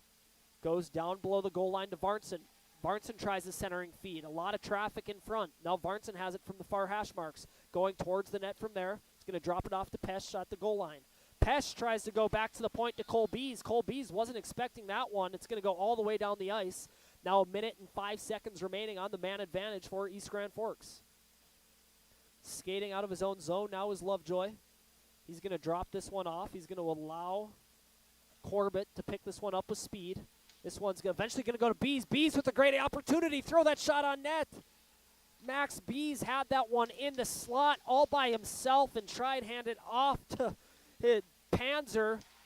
And another great play. Griffin Lindberg coming 5 feet out of his crease to make that save against Panzer. Here's another chance. This one is going to be off the stick of Melbrook. That's blocked in front. East Grand Forks still maintains possession. Far side shot from the far side from Lovejoy. That one's going to go wide. It's going to ring around the boards and come out to the neutral zone. East Grand Forks still trying to apply pressure. Re-enters the zone. Max Bees has it. On the far side, circles around the net, tries to find Melbrook in the front of the net, but that's deflected. Nice cross-ice pass. Had a man backdoor was Panzer. Panzer trying to receive a pass from Lovejoy. Nice find, but nice defensive effort from Duraney for the Lakers, and the penalty is going to expire. Even strength. We're playing 5-on-5. 6.5 minutes left to go in period number 3. East Grand Forks trails Detroit Lakes by a score of 1-0. Nowaski circling around the net, tries the centering feed. That's broken up. This one holding the zone is going to be Jake Chupka. Jake Chupka tries to dump it right back into the zone, but that's going to go off a Detroit Lakes defender and into the crowd. So we're going to have a stoppage in play. 6 minutes and 14 seconds left to go in regulation. Detroit Lakes winning by a score of 1-0. 33 saves for Griffin Lindberg, 6 for Ryan Rockstead. 7 shots on net total for Detroit Lakes. Face-off being taken by Jake Chupka. It's won by East Grand Forks, goes back to the point. Pesh throws a shot towards the net. A lot of traffic in front of that net. Not a lot is getting through from the point. And Detroit Lakes is going to come away from that scrum from the far side. Skating with speed now is Kennedy. Kennedy is going to be met as soon as he enters the East Grand Forks zone nicely by Pesh to separate Kennedy from the puck. Now Pesh has it below his own goal line. He's going to try a cross-ice pass, exiting his own zone. That's going to jump over the stick of the intended target, Braden Overgaard, and that's going to result in an icing. 5 minutes and 47 seconds to go in regulation. Head coach Tyler Palmasino is going to have to start to think about when he wants to utilize his timeout to draw up a play in the offensive zone to tie things up. Defensive zone face-off. This one's going to be taken by Varnson for East Grand Forks. Justison takes it for DL. And the Lakers are going to win that one. Throw a shot towards the net is Whitworth. That's going to miss wide. Ring around. East Grand Forks collects it, chips it off the glass, and dump it all the way down. Icing is going to be waved off. Keep our eye on Rockstead. 5.5 minutes left to go. When are they going to pull him? A shot from the point to the far near corner. Holding the zone down there. Stepping in from his defensive position is Max Bees. He's going to battle for it down there. It's going to find its way onto the stick of Jace Van Epps. Jace Van Epps tries to make a move. It's going to be taken away by Justison from Detroit Lakes. Justison skating through the neutral zone, entering the East Grand Forks end, throws a strong shot towards the net. But that is paddled away nicely by Rockstead. Now battling for it behind the net is East Grand Forks. Corbett falls to his feet. His defensive partner, or correction, a forward Varnson, trying to provide support. Strong forecheck here from Detroit Lakes, and we're going to have some frustration come to the surface. And that was definitely a penalty against East Grand Forks' number 7. That's Varnson. As he was on top of a Detroit Lakes player, that's Hunter Varnson, from the near hash marks in the defensive zone. That's holding, and that was clearly a penalty. Frustration coming to the surface, and that was a big one. Only 4 minutes and 53 seconds remaining in period number 3. And East Grand Forks is going to be a man short for the next 2 minutes. They're going to need to make something happen short-handed. If not, they will have 2 minutes and 53 seconds remaining in regulation at even strength to tie this up. Face-off in the defensive zone is won cleanly by Detroit Lakes. It's going to go back to Kennedy. That's blocked by Pesh on its way. But Kennedy was able to regain control, and we have another penalty coming up. And this is going to go against East Grand Forks again. We're going to have 5-on-3.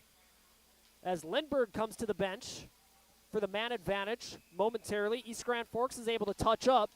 And wow, with 4 minutes and 33 seconds left to go in the third, we're going to have yet another penalty.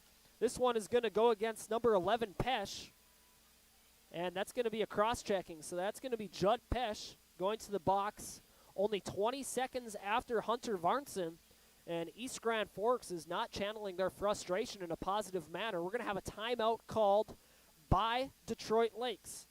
We're going to keep this one here because of the urgency and the time that we have. Not sure how much time that Detroit Lakes is going to be awarded, but they're going to draw something up where they're not going to want to make any mistakes. Give East Grand Forks an opportunity. Now 2 men short for the next 2 minutes. With 4.5 minutes remaining in this hockey game, trailing by 1.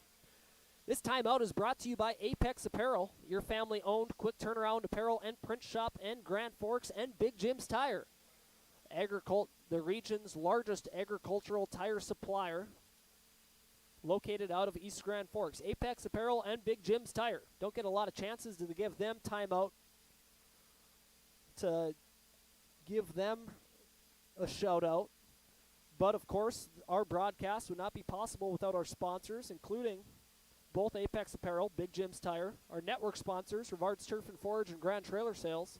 So if you like the coverage that we're providing for this exhilarating matchup between East Grand Forks and Detroit Lakes, and we're going to have continued coverage this weekend as East Grand Forks is going to take on both of their cross-river rivals, Grand Forks Central and Grand Forks Red River. Make sure to support the companies that support the KNOX Sports Department.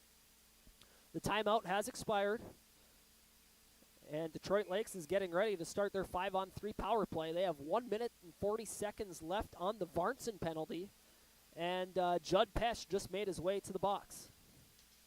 So 1 minute and 40 seconds of 5-on-3. Kennedy has it at the point. He's going to throw it to the far side to Symbolic. Symbolic back to Kennedy.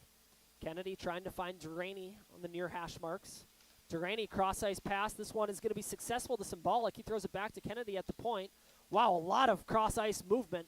And a shot from, and that's going to be a goal. Detroit Lakes able to take advantage after excellent puck movements on the 5-on-3 man advantage. A lot of puck movement between Duraney, Symbolic, and Kennedy. And eventually it looks like this one, the first man through the handshake line is going to be Sukert, the captain for Detroit Lakes, and they take a 2-goal lead.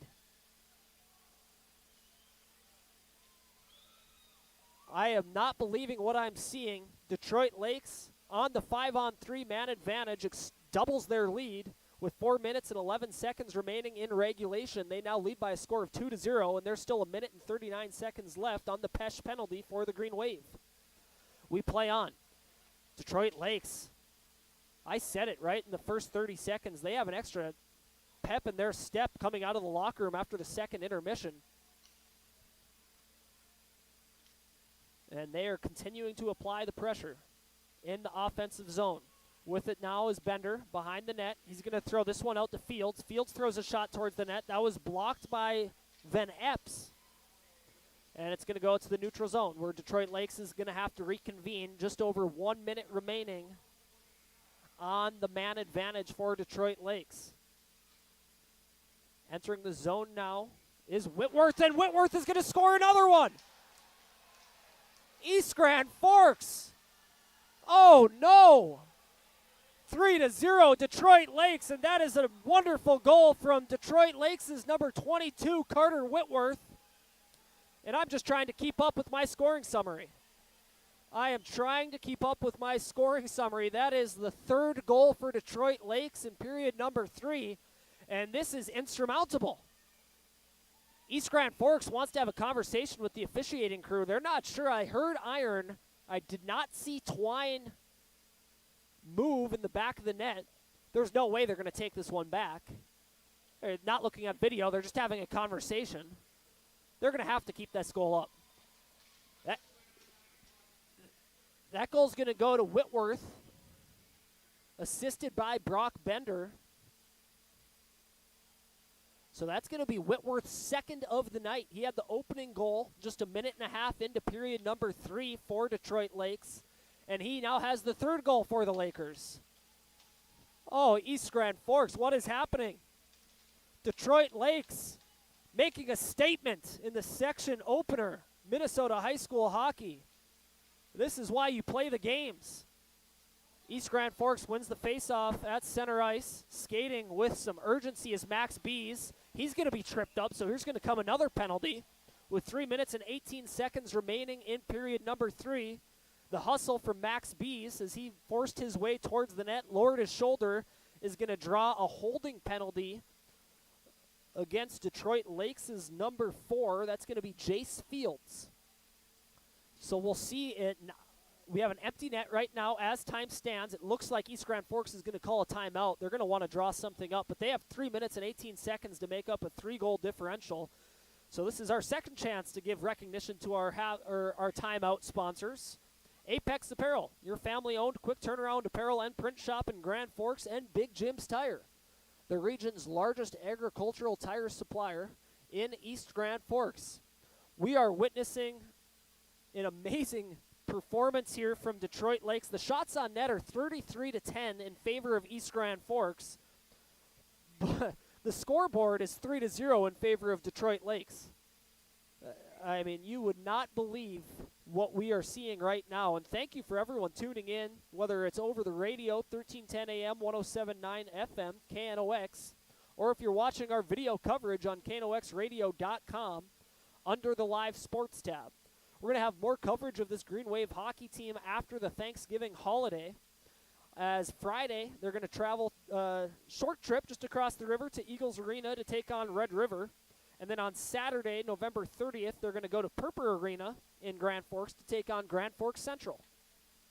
So that's going to conclude our Apex Apparel Big Jim's Tire timeout. East Grand Forks has the man advantage, and Ryan Rockstead is out of the net. So it is going to be 6-on-4 for the next 2 minutes. East Grand Forks trailing 3-0. Clean face-off win. This one's going to come back to Corbett. Corbett goes to Bees. Back to Corbett. Corbett near side, Jace Van Epps. His cross-ice pass is going to be deflected as it made its way across the ice, and that's going to go into the stands, so another stoppage in play. That's going to stop the clock on our All-True Health System scoreboard. 3 minutes and 9 seconds left to go in regulation. East Grand Forks trailing Detroit Lakes by a score of 3-0. A minute and 52 left to go on the man advantage for the Wave, and their net is empty. So it's a 6-on-4 advantage for EGF. Clean face-off win. Comes back to Corbett. Corbett loses his footing, gets back to his feet, throws it down to Varnson. Varnson gives it right back to Corbett. Corbett gives it to Varnson on the far hash marks. Down below the goal line is Hills. Hills' centering feed is attempted, trying to find Lovejoy. Teams are battling for it. A lot of congestion in front of the net, and it eventually trickles out to the neutral zone. A minute and a half left to go on the man advantage for East Grand Forks. Their net is empty. 6-on-4. Skating with it now is Van Epps. Van Epps tries to throw a shot towards the net. It's deflected to the near corner, and we're going to have a penalty. This is going to be against Detroit Lakes. So exactly what we just saw take place against East Grand when they were trailing 1-0. This is going to be an RBB Electric 5-on-3. With the net empty, that makes it a 6-on-3 opportunity for the next minute and 18 seconds. 2 minutes and 36 seconds left to go in the hockey game. East Grand Forks trailing by 3. Detroit Lakes, when they're up 1-0, scored 1 on the power play on a 5-on-3. That made it a 5-on-4. Then they scored again. Taking full advantage of the man advantage were the Lakers. Clean face-off win. This is going to find its way back to Corbett. Corbett goes to the near side. Cooper Hills coming in on the near face-off dot, and that goes off the blocker of Griffin Lindbergh and up into the stand. So another stoppage in play, this time with 2 minutes and 28 seconds left to go. A minute and 10 left on the Jace Fields penalty, and 1 minute and 52 left to go on the Hudson Pettit penalty. Net is empty for East Grand Forks, 6-on-4. Another clean face-off win. This is going to go to Max Bees. Block shot, great effort there from Symbolic. Bees able to recollect it. That's Corbett now. Bees, near point, one-timer, misses wide, picked up by Cooper Hills. Skating behind the Detroit Lakes net. Oh, had a good chance. Jace Van Epps was waiting for it on the bottom of the far circle. One-timer, missed the net completely. Now Corbett has it in the middle of the point. Finds Van Epps, back to Bees. Bees to Corbett. Got to shoot. You're down 3 with less than 2 minutes to go. Here's Corbett, top of the far circle, throws a shot towards the net, hits traffic, bounces, and that is corralled by Lindbergh. And Lindbergh is getting a lot of recognition from the Detroit Lakes fans and his own bench, and well-deserved. Not going to give him the play-by-play curse. Not going to say that word, but he has 35 saves on the night. Another clean face-off for East Grand Forks. This one is going to come to Max Bees on the near side. He's going to drop it down to Lovejoy. Lovejoy behind the net is going to give it to Cooper Hills to the other side. His centering feed is broken up, goes off the glass, eventually collected by Bees. He's going to drop it down to Lovejoy. He's going to shoot it from the near face-off circle. And that one goes right into the breadbasket of Griffin Lindbergh. That's his 36th save on the night. 36 for 36. A minute 32 seconds remaining in period number 3. East Grand Forks has a 6-on-4 advantage with 2 Detroit Lakes players in the penalty box and a net empty. Yet another clean win for the Green Wave. Let's see if they can take advantage. Far side now, here's Bees from the top of the slot. Another great block shot from Symbolic. Still East Grand Forks maintaining possession. Now, as one of the penalties expire, we have a 6-on-4. It was a 6-on-3, now it's a 6-on-4. And Detroit Lakes has the liberty of being able to clear it all the way down the ice without risk of having an icing infraction, as they're still a man short for the next 27 seconds. Only 1 minute remaining in period number 3. East Grand Forks now entering the zone. This is going to be collected from the near point by Lovejoy. Lovejoy going to the middle of the point, throwing a shot towards the net. That's going to hit iron. Not hearing a whistle. There should have been one right away, but now we finally have one as that shot went off the iron into the netting. That's the 3rd post East Grand Forks has hit tonight. 1 in each period. To go along with their 36 shots on net that have been thrown towards Griffin Lindbergh, he has stopped all 36. East Grand Forks, the math isn't adding up at this point. Only 41 seconds left to go in the game, and they trail by 3. Detroit Lakes wins the faceoff, and they clear it all the way down. That's going to... And now Detroit Lakes back at full strength. Still an empty net for East Grand Forks. 29 seconds left to go, and this is going to ice it. Kennedy shot on net. That is stopped by Nowaski. He was playing de facto goaltender there. He's going to move this one up. They're going to try a centering feed. Only 15 seconds remaining. East Grand Forks still trying to put something on net, and here comes the sealer. And a shot from the center ice is going to go in, and that is going to do it. That goal is going to be scored by number 19, Hudson Pettit, to make Detroit Lakes extend their lead to 4-0. And that is going to do it. Only 9.4 seconds remaining in regulation. And East Grand Forks fans are starting to find their way towards the exit. This is not what we were expecting. East Grand Forks coaching staff is drawing something up. At this point, what are you playing for? You're down by 4 with 9 seconds left. Let's just go complete the face-off and send the fans home. It's going to be a fun drive for the Detroit Lakes bus and all of their fans tonight. East Grand Forks, it might not be the most fun of practices tomorrow before the Thanksgiving holiday. And the final seconds tick off the clock. Lindbergh's going to get one final save under his belt. He's going to complete the shutout.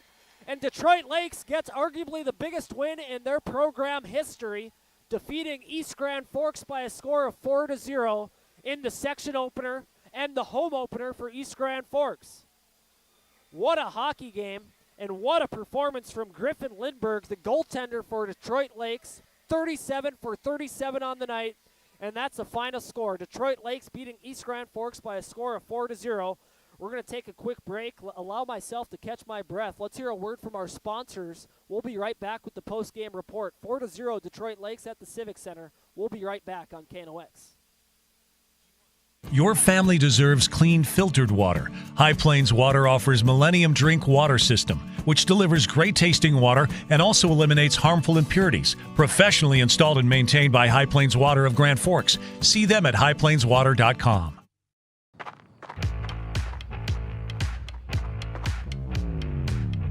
When you're in pain, you need more than just a doctor. You need a problem solver.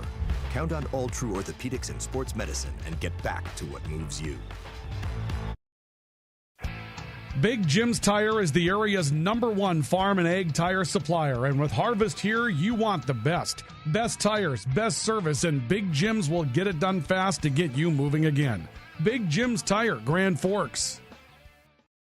Apex Apparel is your quick turnaround apparel and promotional item shop in Grand Forks. If you're looking for direct-to-garment printing, embroidery work, or a huge selection of promotional items, come to Apex Apparel, your locally owned, family-run, quick turnaround apparel shop in Grand Forks. Rust, salt, and time are the biggest enemies for a fuel tank. Never fear, because Grand Forks Welding is here to take care of your enemies for you. We not only fix or patch your tanks, but we can custom fabricate any kind of replacement fuel tanks or service unit. Go to grandforkswelding.com.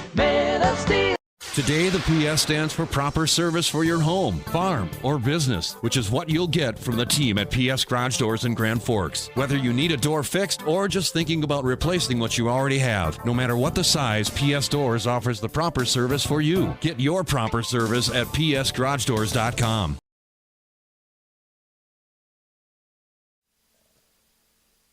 Welcome back, ladies and gentlemen. We are just beginning our post-game show from the Civic Center. East Grand Forks falling in their home opener to Detroit Lakes by a score of 4-0, an empty netter for Detroit Lakes. This post-game show is brought to you by Lake Region State College. We change lives and Spray Advantage. Everything you need for the chemical and fertilizer application on your farm. And tonight was all about Griffin Lindbergh, the goaltender for Detroit Lakes. The final shots on net. East Grand Forks 37, Detroit Lakes 12, but the scoreboard reads Detroit Lakes 4, East Grand Forks 0. So moving forward to the awards segment of our post-game show, we'll move right ahead to the player of the game, brought to you by PS Garage Doors. The PS stands for Pride and Service, and this is an easy one. We're going to give it to Griffin Lindbergh. Griffin Lindbergh with 37 saves on the night. They were outshot more than 10-1 in the opening 2 periods. I believe Detroit Lakes outshot East Grand Forks in that third period, scoring 4 unanswered in the final frame. I am going to attempt to run us through a scoring summary, but that is going to wrap up our PS Garage Doors player of the game. That is going to be awarded to Griffin Lindbergh, the sophomore netminder for Detroit Lakes. And he's going to be a problem, an enigma, and a puzzle that East Grand Forks is going to try solve for the next couple of seasons. This is a program-defining win for Detroit Lakes, and we said it in the pregame show and throughout the broadcast. This was a measuring stick game for Detroit Lakes, a get right game for East Grand Forks. They're not able to succeed in that regard, but Detroit Lakes certainly measured up against one of the premier teams of Section 8 in Minnesota high school hockey at the Class A level. And they came in, they got outplayed the opening 2 periods, but the score stayed at 0-0, and then they came out that third period like their hair was on fire. You could tell that they had an extra step on East Grand Forks. They were winning all of those loose puck battles. They just seemed to want it more here this evening. But I'm going to attempt to go through a scoring summary. I'm missing the second goal. A lot was happening, if you can forgive me. But the opening goal, just a minute and a half into period number 3, scoring that one for Detroit Lakes was Carter Whitworth. And the assist was granted to number 2, Lawson Justison. Goal number 2 was scored on a 5-on-3 man advantage for Detroit Lakes. And do not have the information in regards to who got that one for the Lakers. Goal number 3 was also scored by Whitworth. And that one was assisted by number 9, Brock Bender, and that came immediately after the 5-on-3 power play goal for the Lakers. They scored that one 5-on-4 after the initial penalty was let out of the box. And then the final goal was scored empty netter by Hudson Pettit, a defender who played well all game. We talked about him in the pregame show. He was mentioned by his head coach, Ben Noah, as being a complete 200-foot defender, and he showed it here tonight. East Grand Forks, although they outshot Detroit Lakes 37-12, there was not a whole lot of grade A opportunities. Certainly there was a fair share of them for the Green Wave. However, you got to give credit to Detroit Lakes' defensive unit for keeping a lot of those opportunities to the outside and making it as easy as it possibly could be for Griffin Lindbergh, but he stepped up to the plate when he needed to, making all 37 saves for the Lakers tonight. So now moving forward, we're going to also hand out a couple more awards, and we're going to wrap up this postgame show. We had a delayed start tonight because of the extended JV game that went into overtime. And I am going to hand out the cover of the game, the same person who got the PS Garage Doors Player of the Game. This is going to go to Griffin Lindbergh. And there was a play in period number 3 when East Grand Forks was trailing 1-0. You saw Lindbergh come 5 feet out of his crease, just an aggressive angle. Old school goaltending from the sophomore from Detroit Lakes. So that's going to give him the cover of the game, and that is brought to you by Finest Auto Trim. Big or small, we cover it all. That's going to do it for tonight's broadcast between East Grand Forks and Detroit Lakes. Final score, Detroit Lakes 4, East Grand Forks 0. We will have more coverage of Green Wave hockey later on this week, as we are going to have on Friday, East Grand Forks travels to Eagles Arena to take on Red River. And then on Saturday, they're going to travel to Purple Arena to take on Grand Forks Central. So we got a pair of cross-river rivalry matchups, and we're going to have that for you over the air, 1310 AM, 107.9 FM, and we're also going to have video coverage for that as well. You can find that coverage at the same place you found the coverage for tonight's broadcast, our website, KNOXradio.com, under the Live Sports tab. That's going to do it for us tonight at the Civic Center. Have a wonderful rest of your evening.